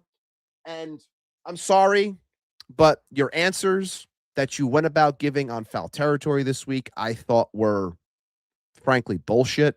I called them feel, piss poor myself. I'm sorry, but I shouldn't even say I'm sorry, but I know people are going to back him and feel that he is in the right to say these things. But you were on a team that played at a 400 clip for 92 games, and you want to act as though sorry, when you say it like that, that sounds fucking even worse. It's the truth. It's the truth. But you want to sit there and tell me it came down to one game? Mm-hmm. It was injuries. It came down to no, man. Like everything about what went on was bad, and you didn't want to wear it. You took the easy way out to answer it the way that you did. And maybe you do that because you're like, I'm not there anymore. It doesn't matter. I can say whatever I want. You know what? God bless. If that's the way you want to look at it, be my guest. But I'm sorry. Like that answer really bothered me. And I know Carson will appreciate this. I agreed with him when he was saying how it showed the level of softness that he has always said that the core players of this team have had. And I thought that it came across very soft. And I didn't appreciate it. I didn't care for it. I had already moved on from Pete from a caring standpoint, but that kind of just brought me back for the moment at least. And I'm saying, like, I'm locking that key. I'm locking that safe. I'm throwing away the key. I'm throwing it into the river, throwing it into the ocean. Better yet, I'm throwing it into the inner harbor. Let it stay there, and it's gonna, that's where it's gonna rest because I'm done with you, man. Godspeed. Thanks for the memories, but that was bullshit. So Pete's going in for me. A lot of people, Carson saying, Puma back in the safe. How the fuck did he get out? A lot of people, Armand saying, I called out Pete in the chat during foul territory for his comments. Bullshit, man. Chris Ram saying, I like it. Keith saying, Phillip Rivers is making a Pro Bowl this year before Pete admits they stink. Twist Your Dreams, who just said has every Pete Alonso card earlier since he's debuted, said, I literally pulled every Pete card off my shelf. Odd Villain, soft, respectfully, man. Pete can go kick rocks. Good luck on season 7 of The Wire, ho. NJ Tank saying that was Oriole Pete, not Met Pete. I mean, like, there's a lot of I know great Tank. I know you're the Alonso guy. Like, I know you love him, but like, I mean, how do you, like? I would love for Tank to just continue writing like how he felt hearing all of that because I'm very curious. I really am. Yeah, Aunt Rivera, Subway to Shay saying Pete not knowing how to speak to the media since 2021. There's something there. I think. Look, I tweeted this, Ibby. I said I loved Pete in all caps. This is a piss poor answer, and this is why they're all gone, and why fans should be glad that they're moving on. Someone said to me, "I'm not sure what you would want him to say." He's not the kind of guy who's going to go and shit on former teammates and coaches, even if he does believe differently. If they were on a team, if he was still on the team and was blaming injuries and one game, that would be different. And I just said, he could have easily said something like, I've said during my free agency that baseball is a business. That's true for players and for teams. Part of the business, if you're responsible for a team, is winning. I guess they felt that the team hadn't done enough winning. And I think that would have been a fine answer to give because he's no longer on the team. So it's not an indictment on the team that he's playing on. And I know Joe Perino's in the comments, and I know Joe disagrees. I'll give him the floor here in a minute by pulling up some of his comments. I just think, and Truman Quinn did ask, what did Pete say? Basically, Pete said, well, it came down to one game, and anything could happen in one game. And we had some injuries. That's bullshit. Guy, you had the best record in baseball till the middle of June. And then, like you said, they played 400 baseball. Yes, it did come down to one game in the literal sense. But when you miss a playoff berth because of a tiebreaker technicality with the fraudulent Cincinnati Reds, that's on everyone. And I'm not going to exclude David Stearns. And I'm not going to exclude the fact that he built a bad pitching rotation. And I'm not going to exclude the fact that Mendoza couldn't manage his way out of a paper bag in some of those games. And I'm not going to exclude the fact that their starters couldn't get out of the fourth inning. Everybody gets blamed. Pete Alonso, you had a great year. But you know what? There were games that you didn't show up either if it all came down to one game. The Mets got shut out in the last game of the season. It'd be against the Marlins team that had nothing to play for. It's true. And it was only the difference of a couple of minutes, but the Reds game was over. Yeah. And the Reds lost. And the Mets had an at-bat after that. And they fucking rolled over. So don't tell me it came down to one game. It didn't come down to one game. Since 2019, you won 2 playoff series. You made the playoffs twice with one of the highest payrolls in the sport. Don't tell me it came down to one game. You had every goddamn chance to change this narrative. Off of a miracle run in 2024, Stearns gave all of you the chance to do it again and prove that it wasn't a fluke. And what did you do? You got one of the best hitters in the sport and you folded up like a fucking futon. So don't tell me it came down to one game. And I say this as somebody who owns a Pete Alonso jersey, and I love Pete Alonso. That's a piss poor answer, and I don't care. He's not even my candidate for the safe, but you're exactly right. I don't want to hear that. Not when since 2019, you've had a disappointing year after disappointing year. Then you have a year where you win 101 games. Can't get out of the wild card round. Embarrassing loss. Offense rolled over on that one too. Then you have a season that everybody, 2024, I respect them. Maybe they fucking rallied, they galvanized, they got around each other, and they really went on a run. How bad was the beginning of that season? Throwing gloves in the stands. Yeah. We suck. JD Martinez, if we suck, we suck. Let's prove them wrong. Yeah. What about all that? I understand you have to rally and you have to do that, but it took a miracle run. They don't go on that miracle run. Pete Alonso's gone last year. David Stearns probably trades Brandon Nimmo and Jeff McNeil last year. And you know what? He probably should have. And I say this as a guy who likes Pete Alonso. It was a piss poor comment to make. Brutal. Started 0-5. I agree. So yes, I'm putting Pete Alonso into the save. Now I'm curious on who John's putting into the save. I said I was going to give Joe the floor on this. Joe said, would you have rather? He said, our starting pitching was a goddamn disaster, but I didn't build the staff. Yeah, actually, sure. He's not on the team anymore, so what does it matter? I would have rathered him say that. Honestly, Ibby, I know he's not going to, but I do. No, and I know Joe also put into the comments saying how, it comes across as sour grapes or whatever, like this guy, whatever, like people would have a comment about that too. Like if it would have just been a little bit more forward about the team in general and how he was a part of that and not trying to just make it seem like it was one game, because we all know it wasn't just one game. Again, that just feeds into narratives about what this team was and he's trying to hide the fact of what he was a part of. Oh, it just came down to one game. No, it didn't, man. Like I just said, those back end 92 games where you played 400 baseball is what was a part of it. And the slumps that the offense went in, that was also part of it. Yes, I acknowledge the pitching was bad too. I'm not saying that the pitching is absolved of anything because it was terrible too. But I just think that the way Pete went about answering it, I thought it was shitty. And Will White saying Tommy Pham called it. He was 100% right. Listen, Will and you and me, none of us are in the clubhouse, but Ibby, the more and more that we've gotten down the road, it sticks out more and more. It really does. It really does. Yeah. Like, this is a good one from Lazy Mary. Making the playoffs came down to one game. They should have won the division. They were good enough to win that division. They didn't. It was, Armand, 3 months of a sinking ship. They were the Titanic. Yeah.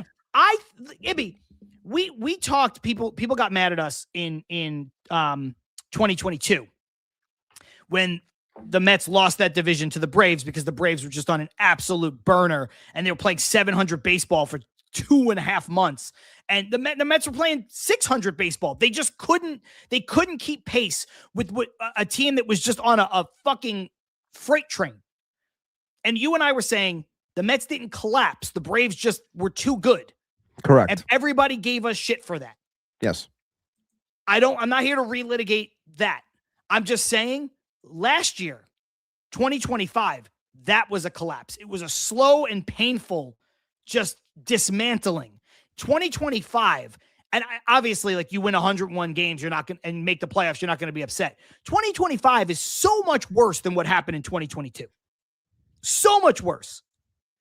There was no team that was unbeatable like how the Braves were unbeatable last year. The Braves were horrendous. The Mets went into Philadelphia. They put themselves squarely in a position to go and compete for the division.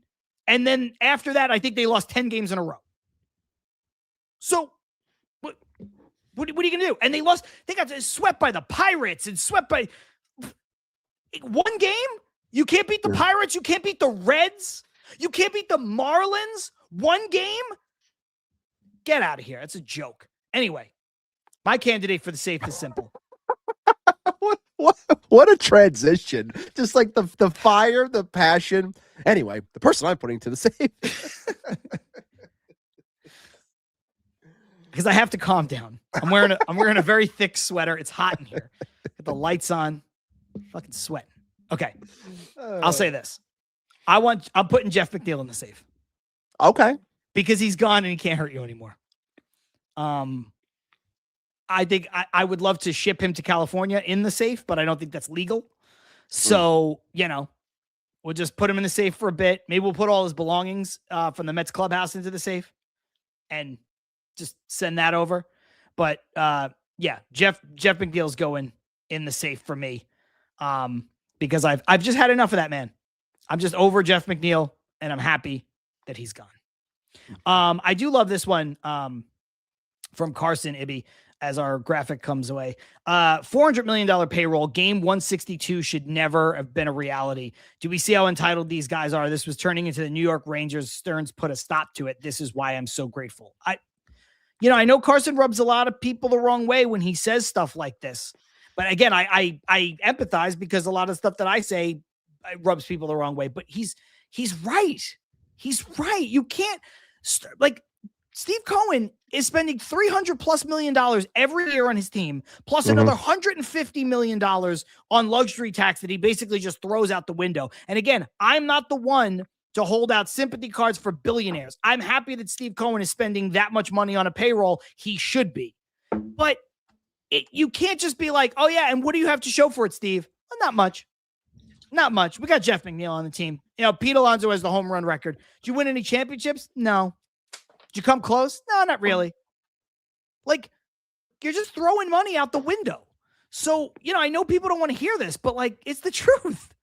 You can't expect him to just do that. Just spend. The Dodgers The Dodgers have won 3 World Series. 3. They spend on the right players. Again, infrastructure, build from within, spend on the right players. Guys become available via trade, what have you. Use your capital, spend your money. I've been saying this for 5 years now, guys. That's what you're looking for. That's what you want to do. He's tried. He's spent plenty of money. It's failed. You can't just do it with money. It has to be the entire operation. And we're getting there. Slowly but surely, we're getting there. Whether you like it or not, you're on this ride, so buckle up. Look, I respect everybody's opinion where this is concerned, but PB saying the pitching fell apart. Vientos had the sophomore slump. Cedric Mullins didn't help. The rest of the team worked crazy hard. They're not entitled. You can't say they work crazy hard. Ibby and I are so careful on this show not to say players are lazy, not to say that people are there's words that get thrown around that we try very carefully not to use. But Ibby, something is more amiss. The Mets had the second highest payroll in baseball. They had one of the top 3 best hitters in the sport. Paired him with Pete Alonso, who had a great year. Brandon Nimmo, who had a very good year. Francisco Lindor had a very good year. They didn't miss the playoffs because Mark Vientos and Cedric Mullins. I know the pitching is a big part of this, but the Mets also went on a run where they had a crazy good offensive month and were 7 games below 500. Yeah. Some of that is on the pitching, but some of that is still on the offense. Sometimes you turn around and you realize that the Mets had, what were they, 0-70 when trailing after 8 innings? Is that the pitching I think or it was is that 80. the offense? I think it was like 0 and 88, 0 and 88 or something like that. 69. Thank you. 0 and 69. So 0 and 69. Is that the pitching too, or is that because last time I checked, that's just the offense? I don't know. It's again, it's just relitigating everything that went on in that. Like it's why what's happening is happening. It's because we don't want to relitigate. We don't want to live this ever again. That's why stuff like this is happening. You know, you don't want insanity. Brad saying until Stearns gets off the 3-year contract limit, changes will never be like the Dodgers. Brad, I'm sorry, you're just wrong. You're reading this wrong. Right. I think you're off on it, man. Because again, it comes down to the right players. You're not just going to dole out money, because then you're going to have this ridiculous payroll, paying these taxes, losing picks, not building properly on players that aren't even helping you win at the major league level. Like, that's why, like, you have to get the right people. And I said before, I think you're only getting the 3-year offers to this point. Obviously waiting the market out, but getting those 3-year offers now, because I don't think he thinks that anyone is truly worth anything on this free agent market, which we knew coming into this offseason. Majority of the industry said that this free agent class was a poor one. It was not a good one, which is why you're seeing this play out so slow, because agents and players are fighting for more money when the teams are saying, look, we're willing to spend, but realize what you are, man, which I think a lot of people need to realize what is truly out there on this market. And Brad said this earlier, and I didn't want to pull it up, but after this comment, I figured I'd just bring it up. If this is what you think, we can't convince you. We're happy that you're here. We're happy that you're watching. We're happy that you're engaging. I'm not telling you to leave. I'm not angry with you. No, I want you to stay, yeah. I want you to stay. I want you to engage. But like, if you believe that signing Soto and Pete from last year was Cohen, and if they sign Skubal next year, that's Cohen, not Stearns, and Yamamoto was Cohen, not Stearns. If you think that, you just don't like David Stearns, and there's nothing we can do to convince you. Then why does David Stearns have a job? Correct. Steve Cohen is the money man. He's the owner. He signs the checks. He's going to be in on every free agent. He's going to set the budget. Of course, the bigger ticket the free agent is, the more he's going to have to be involved. Because he has to be. It's his money. Yes, and no disrespect to Jorge Polanco, but you're not flying him and inviting him to your house and signing him to a 15-year contract, trying to get him to move from another country and pitch in Queens. You're not taking his family out to dinner. It's not the same. Yamamoto's a different thing. Soto is a different thing. So yes, Cohen is more involved. But if you think for 1 second that Stearns got to the point that he got to where he doesn't recognize talent, I'm sorry, you're wrong. You're just wrong. There's no other way to look at this. Because he traded a ton of prospects, Ibby, and signed Christian Yelich to the richest contract that Milwaukee has ever given out before or since. And Steve Cohen wasn't there. And it was the smallest market in baseball, not the biggest one. So he had an appetite for that. And Christian Yelich came over, won an MVP. He had an appetite to do that, but suddenly now he gets here and he has all the money at his disposal and all the resources at his disposal, but now he forgot how to run a baseball team. It doesn't make any sense. I'm sorry. It's wrong. It doesn't help. And I love you for being here, but it doesn't make any sense. You can't take all of the credit off of the guy that Steve Cohen identified, handpicked, and said, here's the keys to my $2 billion franchise. You run it. And then you're like, oh, no, but actually, I think Steve's doing all the work. Doesn't make any sense. Why would that be the case? And when you break it down like that, like we can on this show, it just shows you that, the lack of understanding on Twitter is at an all-time high, because people don't want to hear that. And they'll move the goalposts and they'll change things because they want to be angry because they don't like the guy. It's like, it doesn't help that social media allows, as much as knowledge is power and getting information is great at like the speed that we get it now. But at the same time, it doesn't help that people throw out ideas and how X player is perfect for said team. And then when that player doesn't happen, after you have this idea cooked up in your head that they're going to get this player, because everyone in this fan base is talking about it, even though, again, Twitter is a small place in comparison to the rest of the world. Like, when you don't get those players, people scream and they're upset and they're like, this guy's an idiot. He's not doing anything right, which is why you have people with double speak, like I was just saying before, when it comes to, you can't replace Pete. You can't replace Pete with Ryan O'Hearn. And then Ryan O'Hearn signs like, why didn't you go out there and sign Ryan O'Hearn? Like, he would have been a great fit. He would have been this, and this. It's like, no, like that's not what that's just dumb. But this is what happens. And this is why I've said this. You've said this. Steve Cohen has said this. Social media, Twitter, X, wherever you get your info is a minefield. It truly is. And you have to be careful because not everything you read on there is going to be real.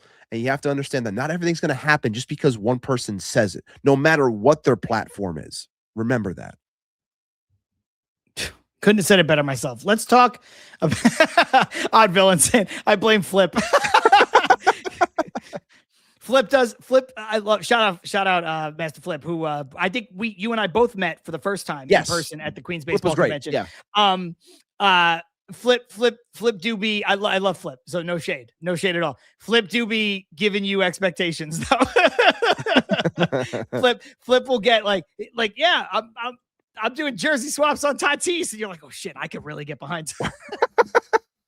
I love now he's getting a lot of blowback because now it's all about Luis Robert, and half the fan base wants nothing to do with him, and now he's trying to do his best to defend Luis Robert, which again, that's a different discussion, different day, whatever, or we could hit on him at some point, but that's the mountain he's trying to climb at the moment.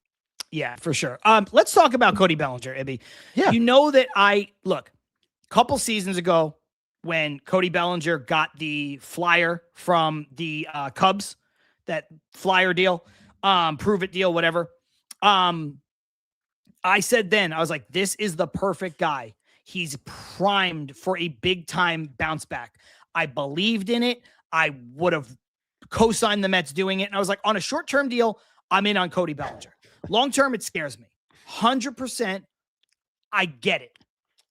But then he has that good year. They flip him. They send him to the Yankees. I know, short porch, blah, blah, blah, blah, blah. Bottom line is, this is a guy who has his warts.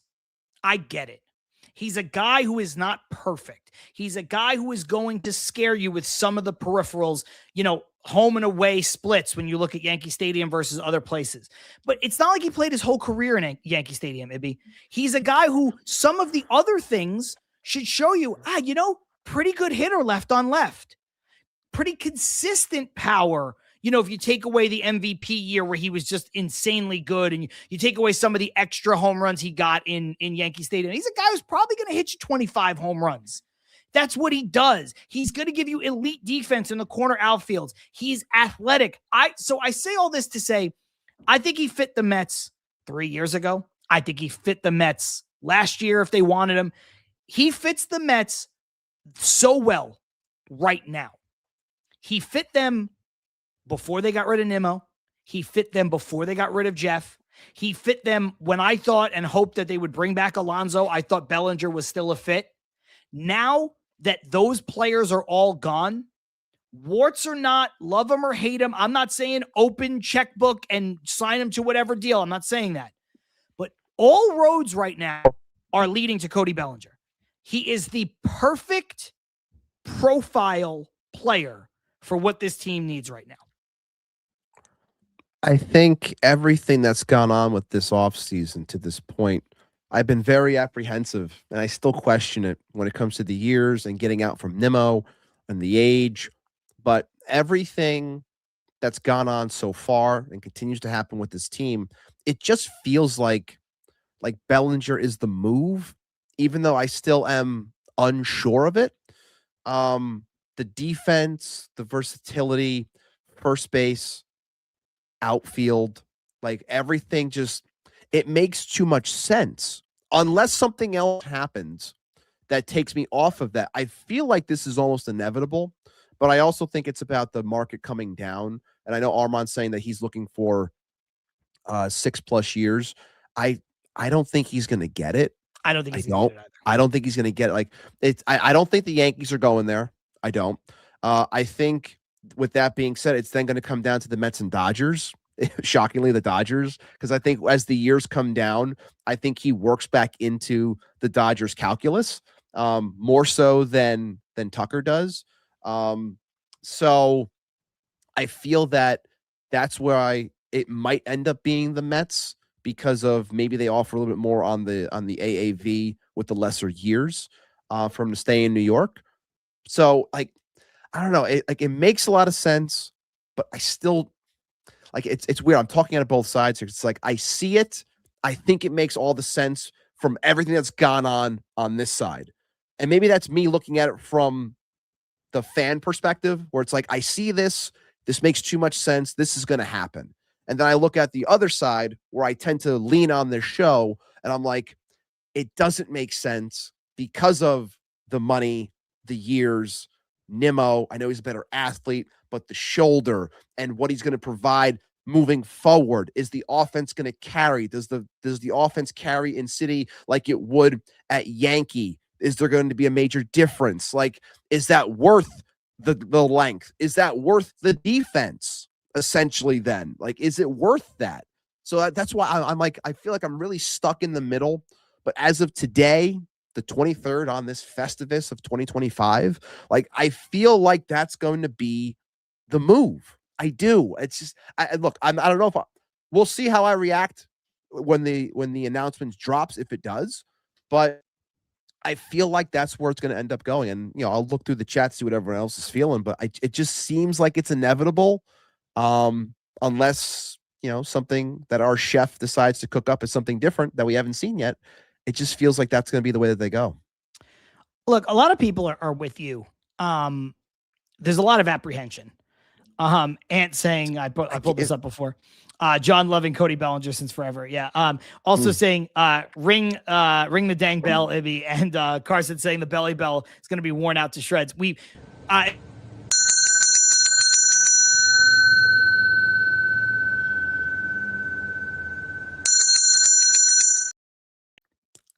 That was for me too. It's the only belly bell this episode because we were going to talk too much about Cody Bellinger to ring the bell. All the show would have been all bells. Lazy Mary saying, as a fellow stoner, I would love Cody Bellinger's high ass on my team. Look, I think Carson makes a point here. 3 for 95, maybe with a fourth year. That's the comfort zone for me. Edge saying, 4 120 with an opt-out after 2 years for Cody. That's it. Other people saying Cody's not going to take an opt-out deal. He probably won't. But, Ibby, the 4 for 120, 3 for 95, like that's kind of where I think the deal needs to be. That's my comfort zone too, as far as, what I would want to do. Again, he has warts. He's not the perfect player. I don't think that anybody is the perfect player. I think Corey also said before, there's no such thing as a perfect player, but he might be the perfect fit. I mean, he's just what this team needs. The team needs, like, we talk about how bad this free agency class is. That's fine. Yeah. But the Mets have created a situation where they had holes to fill and now they have more holes to fill. They have to get someone. And to your point, Ibby, like, if they're not going to trade, they're not going to meet the price for Ketel Marte. Okay. They're not going to meet the price for Jarren Duran. Okay. And, to a lesser extent, because he's not the same player that the first two guys are that I just mentioned, the White Sox are being weird about Luis Robert and his value. Okay. The Mets are going to have to sign someone. They're going to have to add someone. Like, I don't know, to your point, like, who is it then? They need at least one outfielder.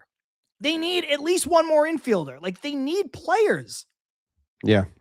What do I think? I don't think Tucker is great. I think Tucker is better. But I don't think he's, if Bellinger's going to get 120 or 150 or whatever, let's just, ballpark it. I don't think Kyle Tucker's, $200 million better than him. So I think he's better, and I think he's more of a bankable commodity, but I don't want to do that instead. I don't want to give Tucker 10 years when I could give Bellinger 5. You talk about flexibility and big deal. I get it. But, like, they have to bring in someone. They need somebody here. So I don't know. I look at it like you need to do something. We all admit that. We all know that. And to me, Bellinger he makes sense. And look, I get it. Carson Bench, you can't put that on Carson Bench. He has already got a ton of pressure on him because David Stearns keeps name dropping him constantly. He's going to have every chance to make this team either as the left fielder or the center fielder. But Ibby, you can't be like, oh, it's Carson Bench and Tyrone Taylor and Juan Soto. That's you. No. You can't do that. No, that's unacceptable. There has to be another move because there's not enough in the outfield right now. I just named off 3 people on the 40. I'm sorry. It's not enough either. If you're like, okay, so it's not Bellinger, right? It's Carson Bench, Juan Soto, and Ramon Laureano. That's not enough. That's not enough. No. Now you want to tell me it's Carson Bench, Juan Soto, and Jarren Duran? Now I can say that's an outfield. You want to tell me it's Carson Bench, Luis Robert, and Juan Soto? Still not enough. Luis Robert's too much of a wild card. Could be. No, I can't. Could I can't be more than Robert. enough. I can't. Could be more than enough if he ever does what he did a few years ago. But he's too much of a wild card. You can't bank on that. You need something tangible. You need a baseball player. Boom. Put him in the lineup every day. I don't know where they're going to come from. But this team's going to get 2 bats. It has to. It's got to fit in 2 bats somewhere in this lineup to better round it out and for it to all come into focus. The question is, where is that coming from? I feel that Bellinger marks a lot of the things that the team needs, but does it match the timeline in general? Like that's right. The right now, Bellinger makes all the sense in the world. It's the moving forward. Does Bellinger make all the sense in the world? One could argue yes. One could easily argue, no, thank you. Don't trust the shoulder. Don't trust the offense. And I'm not going to pay that much money just for a guy that plays defense. I can listen to either side. I really could. And that's why I'm so fascinated and why everyone should be so fascinated by this offseason, because whether you love roster construction and roster building or not, like this is why you get paid $10 million a year to make calls like this. And we're going to find out what he chooses to do, which is why everything that you hear, you should, I mean, granted, it depends on who it's coming from, but everything you hear, just make it a little bit of a mental note and see as it's happening, how does it all fit into this puzzle? And I agree with what Carson said before too, saying how a name that we should watch for is Brenton Doyle. Like that's something that I do think I could see Stearns going after as a center field option for out in Colorado if they're trying to change some things or get a little bit younger in spots. He was a little bit off last year. He had a breakout season 2 years ago. I would have to look at the numbers in terms of what he did at Coors versus the road. But very talented though. Good, he's a talented player. He's young enough. He makes sense. But also at the same time, it's like if you tell me I'm getting Brenton Doyle, okay, then like you got to give me something in left. But then you're going to say, well, we got Benj. Well, then like you still need another bat. Like another bat has to come somewhere in the form of something. If that becomes the DH, then because you play Polanco more at first, or you're going to have the guy who goes first and DH to go back and forth with those two. Like there still needs to be something else because you can't just say, I got you Brenton Doyle. Like I can't accept that as the only move either. And then just saying Benj plays left. Like you can't do that either. No, because they need bats. Shout out Spike Naldo over on Twitter saying, nice stream. Appreciate you. Don't know if you're still here, but thank you for checking in. Shout out to the 743 that are here right now. We got a lot of people here. Like Christmas Eve. Christmas Eve. We got a lot of people checking us out on X. If you're following us on X, make sure, if you're not following us, make sure you're following me. Make sure you're following John. Make sure you're following the show account. Retweet the stream. Make sure more people can obviously see what's going on here. And if you want, we'd appreciate it. Head on over to the YouTube side. Sub the channel. We would love to keep on growing with each and every one of you being a big part of that. We're closing in on 1,500 subs. We are 37 away from 1,500. Would love to hit that number, before the new year. That'd be great.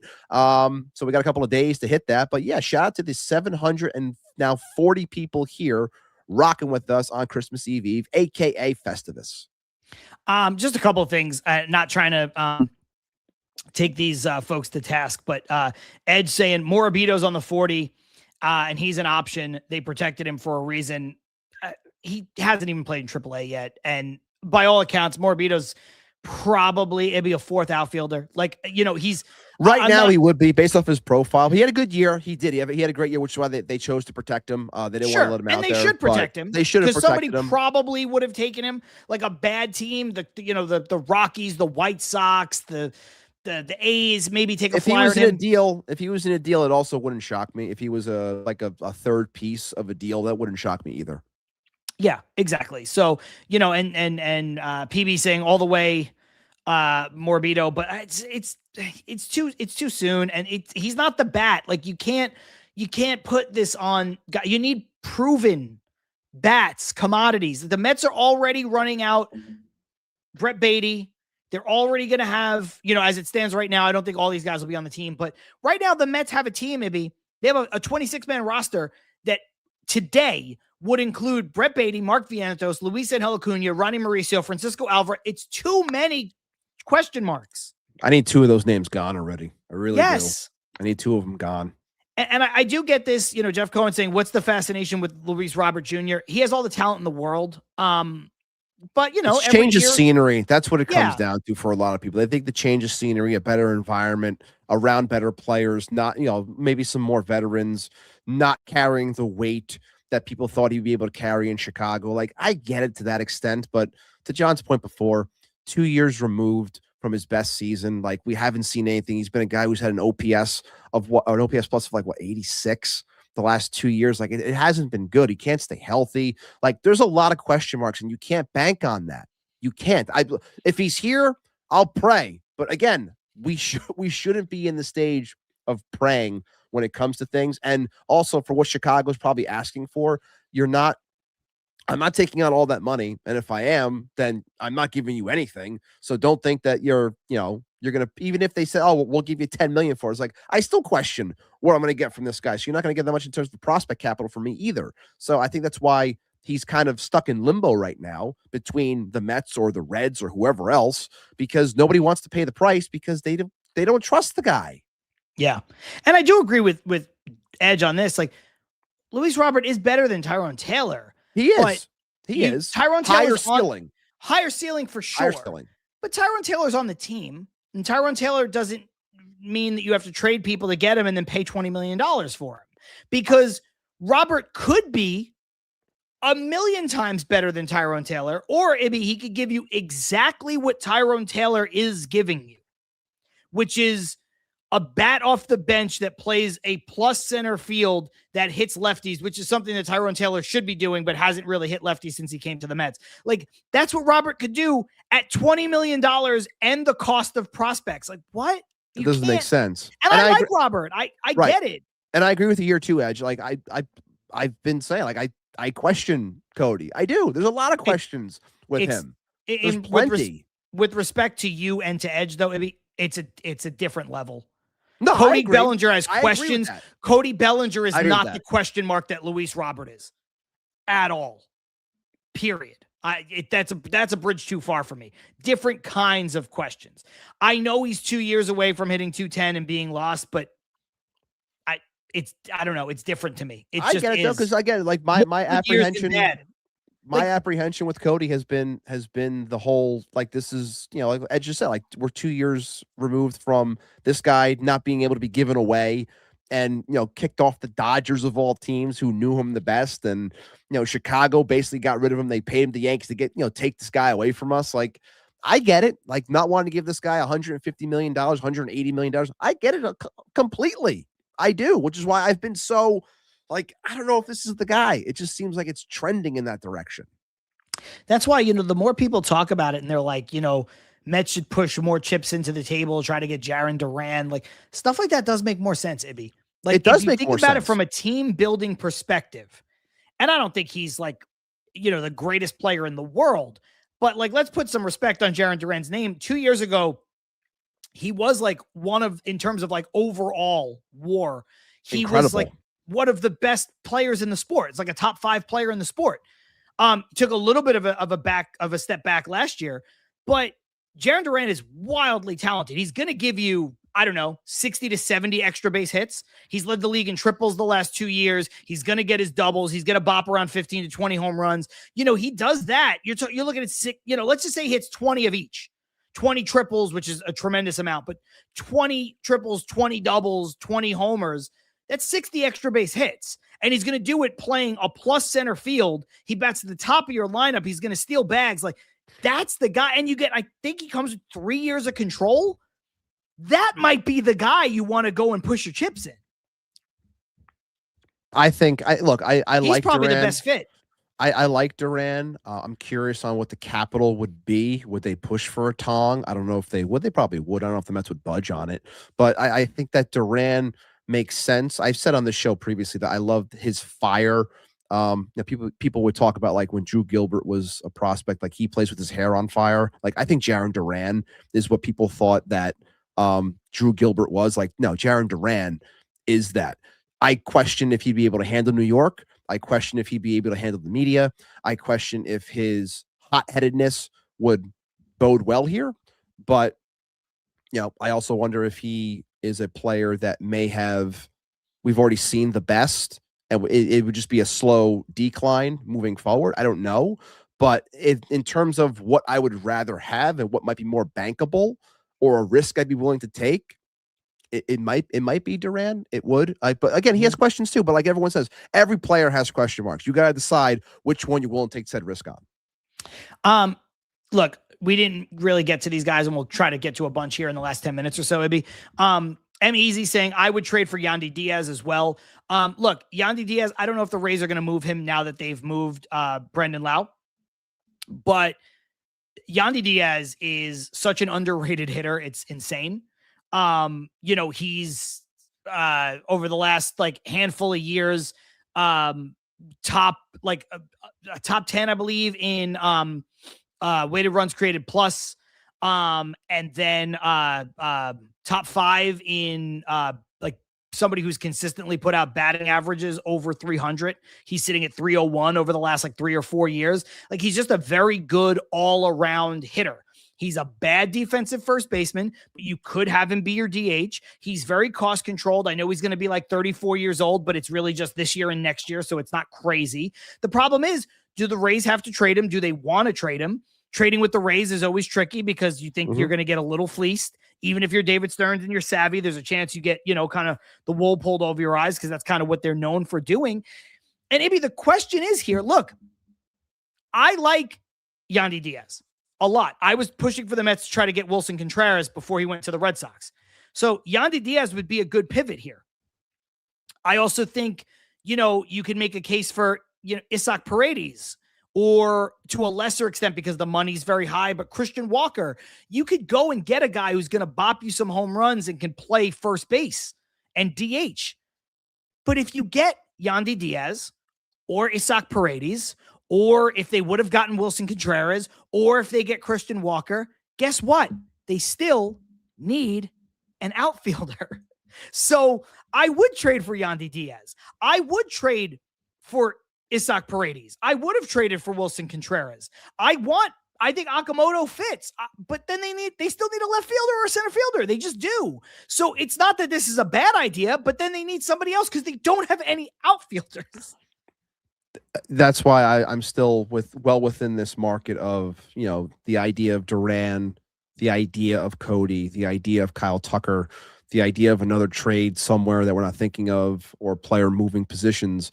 Like, it's also why Ketel Marte is a little bit of a square peg round hole. He's the best hitter of all those guys, but he also doesn't play the outfield. Right. So that's why it's like I keep on looking at that outfield. Like I feel like these bats are going to be coming for the outfield, which is why people need. I know we don't have to get into this that much, but like I'll just say it real quick so we can get over it. Like we have to look at that Jorge Polanco presser and say, and come to peace with him being the guy that's going to be playing a majority of first base while supplementing to DH if they go a lesser extent on a glove first, like not big name at first base. Like I know people are holding that hope for Okamoto. I don't know if it's going to happen, but I just the difference think that, I'm sorry to interrupt. Yeah. The difference with Okamoto is that you can, with the two of them, Okamoto and Polanco, you can play a lot of games. DH, first base, third base, second base at times, left field at times. So you're not locked in. Those two guys don't overlap the same way that, like, if you brought in Yandy Diaz, well, Diaz is going to DH. If he plays first base, he's going to be a negative at first base. You also don't know if Polanco, I think he will be, but you don't know if he could be a positive at first base. So now you have two guys with the same profile. Right. So it's just, I keep on looking towards the outfield and looking for answers there and how they might get creative there, whether it's signing someone big like a Tucker or a Bellinger, or making a trade for Duran, or to a lesser extent, a Robert, to try and fill things out. Like, my focus is solely on the outfield right now. And I feel like that's where the action for this team moving forward is going to come from, because again, 3 guys on the 40, 3. Just 3? Just the 3? Maybe it's 4. I mean, look, still. Game for War saying, let Jet Williams and Benj cook. Eventually. Not if listen, Ibby. And honestly, like, Game for War, not usually, taking these kinds of shots at Stearns. So I'm not saying that he's doing this, but it's just like what you said before. Like, you want Stearns to go out and make big moves. If the Mets start the season and their outfield is Juan Soto, Carson Bench, and Jet Williams, I don't care how good you think they might be. I will be fucking furious. They might not be ready. Let them win the job. Don't give them the job. And I know some of these other, like, you could let these guys have the job for the league minimum. I understand that. Whereas these other players have warts and you have to sign them to long contracts. But man, you don't sign Juan Soto and go out and do the things that they're doing and strip the team down and then be like, we're going to add more prospects to the mix. More prospect. You can't do that. It's too much too soon. Yeah, I'm all about building from within and having those options, but it's a slow roll when it comes, a slower rollout when it comes to that. So you have them up here to actually have a chance to succeed and not just throw everything on their plate like we just saw them do on the back end of this 25 season, where we put too much pressure on the pitchers. Whereas Noel McLean thrived, Jonah Tong too soon, Brennan Sprout a little up and down. So again, pick and choose. I want to jump into the comments with some things that have been sitting here for a while. Armand is amazing. Said before, thoughts on Pat Ragazzo's trade idea of Nick Morabito to Kansas City for Chris Bubich. Ibby, I think that's fair value. Bubich doesn't interest me that much. Let me say this. A lot of injury concern there. Anything more than this, I wouldn't do. I know Bubich has been linked to the Mets a couple different times and blah, blah, blah, blah, blah. I would not do a deal that's like much bigger than this because I don't like Bubich. But would I do this deal? I would do this deal to give the Mets a little bit more of a floor on their rotation. But I don't know if I'm not super interested in Bubich. Yeah, I think Bubich is someone that Stearns would have interest in, but cost of acquisition would be near the top on this one because of the potential with the injury. Yes. Yeah.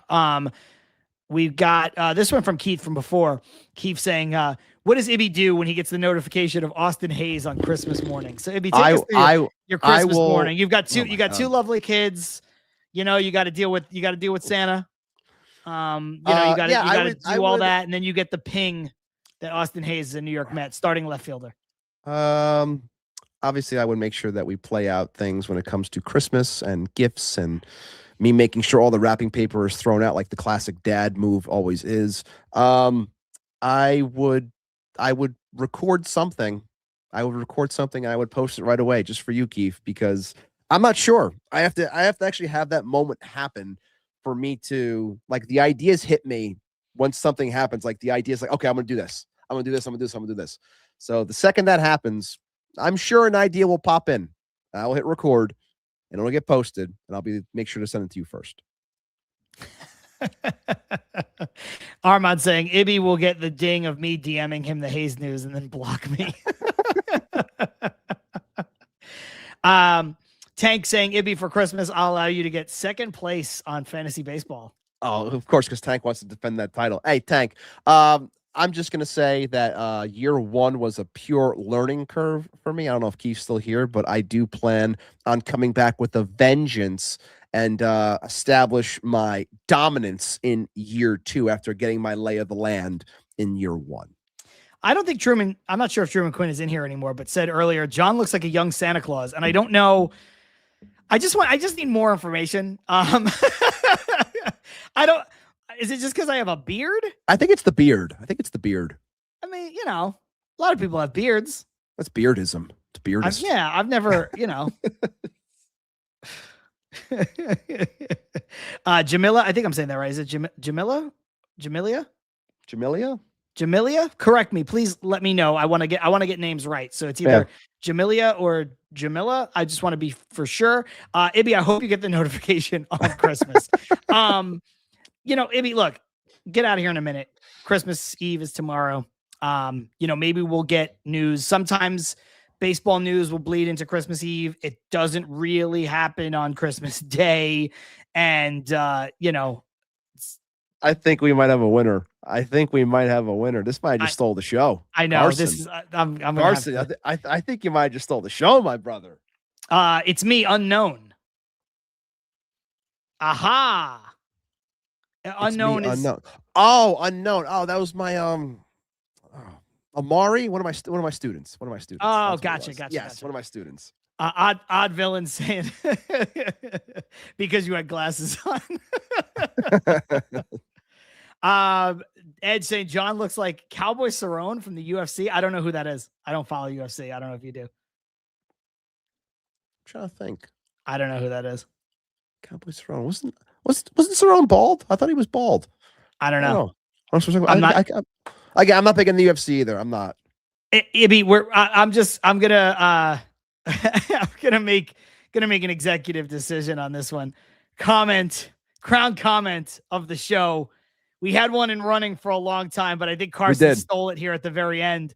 Yeah. A lot of people have beards. Elton John had one for years, which is so funny and so layered. So shout out to Carson.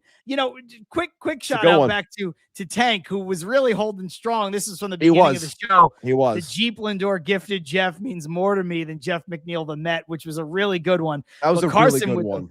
With the buzzer beater, just absolutely.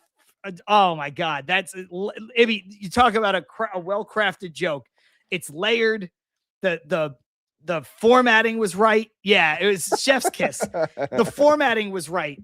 It wasn't too many words. It was the right pace. Like sometimes people try to make that joke, but then they put the punchline too early and it doesn't hit. It was perfect. Carson nailed that. Absolutely nailed that. Tank saying, I lost the Crown comment. It reminds me of 2025 all over again. Slow but painful. I knew I'd lose it in the end. Damn it. That's a good one, too. That's a good one. God, Tank, that's a good one. That's a good one. Lazy Mary says that I look nothing like Cowboy Cerrone. And Odd Villain says that I do. So I don't know. And then Odd coming and saying you won because I didn't try. Oh, and God. Then said, she is that a shout out to Pete Alonso for The Wire? I was just gonna say I was thinking of The Wire right there. Shit. Oh my God. Ibby. Okay. Get the reins back. Almost 800 folks watching us. We appreciate all you guys right now. Couple of things to note. One, going to do Walk-Off Whiskey on Friday since we did this show today. So I will do my solo show, Walk-Off Whiskey. It'll be streaming in all the places that you're watching this. We'll go ahead and do that on Friday, and it's regular time, 7 p.m. Eastern. Ibby and I will be back with Til Mets Do Us part on Tuesday of next week. We'll go a day early again, try to stay clear of, New Year's Eve, New Year's Day, all that stuff. So next week, we will be there, be in this same time spot. Also, Lazy Mary said, get yourself Field of Dreams All-Star Whiskey. Only 10,000 bottles available. Wow. Okay. Hop to it, John. Hop to it. Ibby, I don't know if any moves are going to happen between this week and next week. So I don't know if we're having a very similar show next week where we're just speculating on Cody Bellinger. What do you think? I think something will happen. Speculating on Bellinger, speculating on Okamoto. He's got till the 5th. I mean, it's always tough because the holidays kind of slow things down. You might get something trickle in, and if it's going to happen, it would happen either tonight or tomorrow, most likely. But you never know. Like I said, I'm struggling on a Monday to get things together for the show, and then stuff breaks on a Tuesday when we're about to go live, and we actually have a full-blown show where we go 2 hours with ease talking about a bunch of topics that, just pour out based off of said speculation. Maybe we just get more speculation and it leads towards another discussion with a different player that we didn't even cover this week. Maybe Jarren Duran comes more into light. Maybe a pitcher comes more into light. Something's going to be there. I don't know what it is. Maybe some more light when it comes to someone like a Framber Valdez. I don't know. Or maybe the pitching trade market opens up a little bit more since we saw the Rays and Orioles kind of go down that route with Shane Baz and what the price might be for a guy with actual years. So there's a lot of ways it can go. But as I always say, and this will be my getting out point here because I got to get going, I would say that the Mets always give us something to talk about. And I guarantee you when we hit record on Tuesday of next week, we will have something important to talk about and break down. And with that being said, I would like to wish everyone a happy Festivus, a Merry Christmas, a Happy Hanukkah, a Happy Holidays, whatever it is that you may celebrate. I hope you have a wonderful, wonderful break. If you have one, if you're a teacher, whatever it may be, enjoy your couple days off from work. We appreciate all of you, all 800 of you supporting with us, rocking with us. Like the video, retweet the stream, do whatever it is that you're watching us on. Do whatever you need to do to spread the word of Til Mets Do Us Part. 2025 has been awesome. We'll recap 2025 next week as part of the show as we work towards 2026 and all that we're trying to do. Love all of you. Appreciate all of you. Thank you. And let's go, Mets. And just to piggyback off what Ibby said, if you missed any of the show, you can go back. You can watch it in its entirety, either on our Substack, which is where you can subscribe. You can watch it on this YouTube channel. If you're watching it hit there, you can watch it on replay on our Twitter. So basically all the places where it live streams, you can watch the replay. If you want to follow us, you want to make the most of your Til Mets Do Us Part experience. If you Google search Til Mets Do Us Part, everything that we do should come up. So that's the Substack, the YouTube, all of the social media. We're on TikTok. We're on Blue Sky, we're on Twitter, we're on Instagram, all the places that you would expect. Like I said, the Substack as well is something we're trying to grow, maybe do some exclusive stuff once the season rolls around over on Substack, working hard to get that stuff done. And if you can't do any of that, this will drop as an audio podcast like all of the episodes do later on tonight. You can get us on Apple Podcasts, on Spotify, on Amazon Music. So wherever it is you choose to listen to your podcast, you can find us there as well. But no matter what you do, subscribe. Here in the live chat on YouTube, you have to be a subscriber in order to take part in that live chat. But it helps us no matter where you go. So if you watch us on Twitter, follow us on Twitter. If you follow us if you like us on Substack, follow us on Substack. All of that stuff. Subscribe. It will help us out. It means the world to us. Like I said earlier, I'll be back with Walk Off Whiskey on Friday. We'll be back with this show to recap the year that was next Tuesday.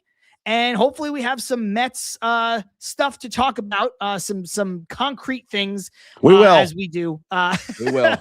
Along the way. Odd Villain saying, blasting a Dipset Christmas.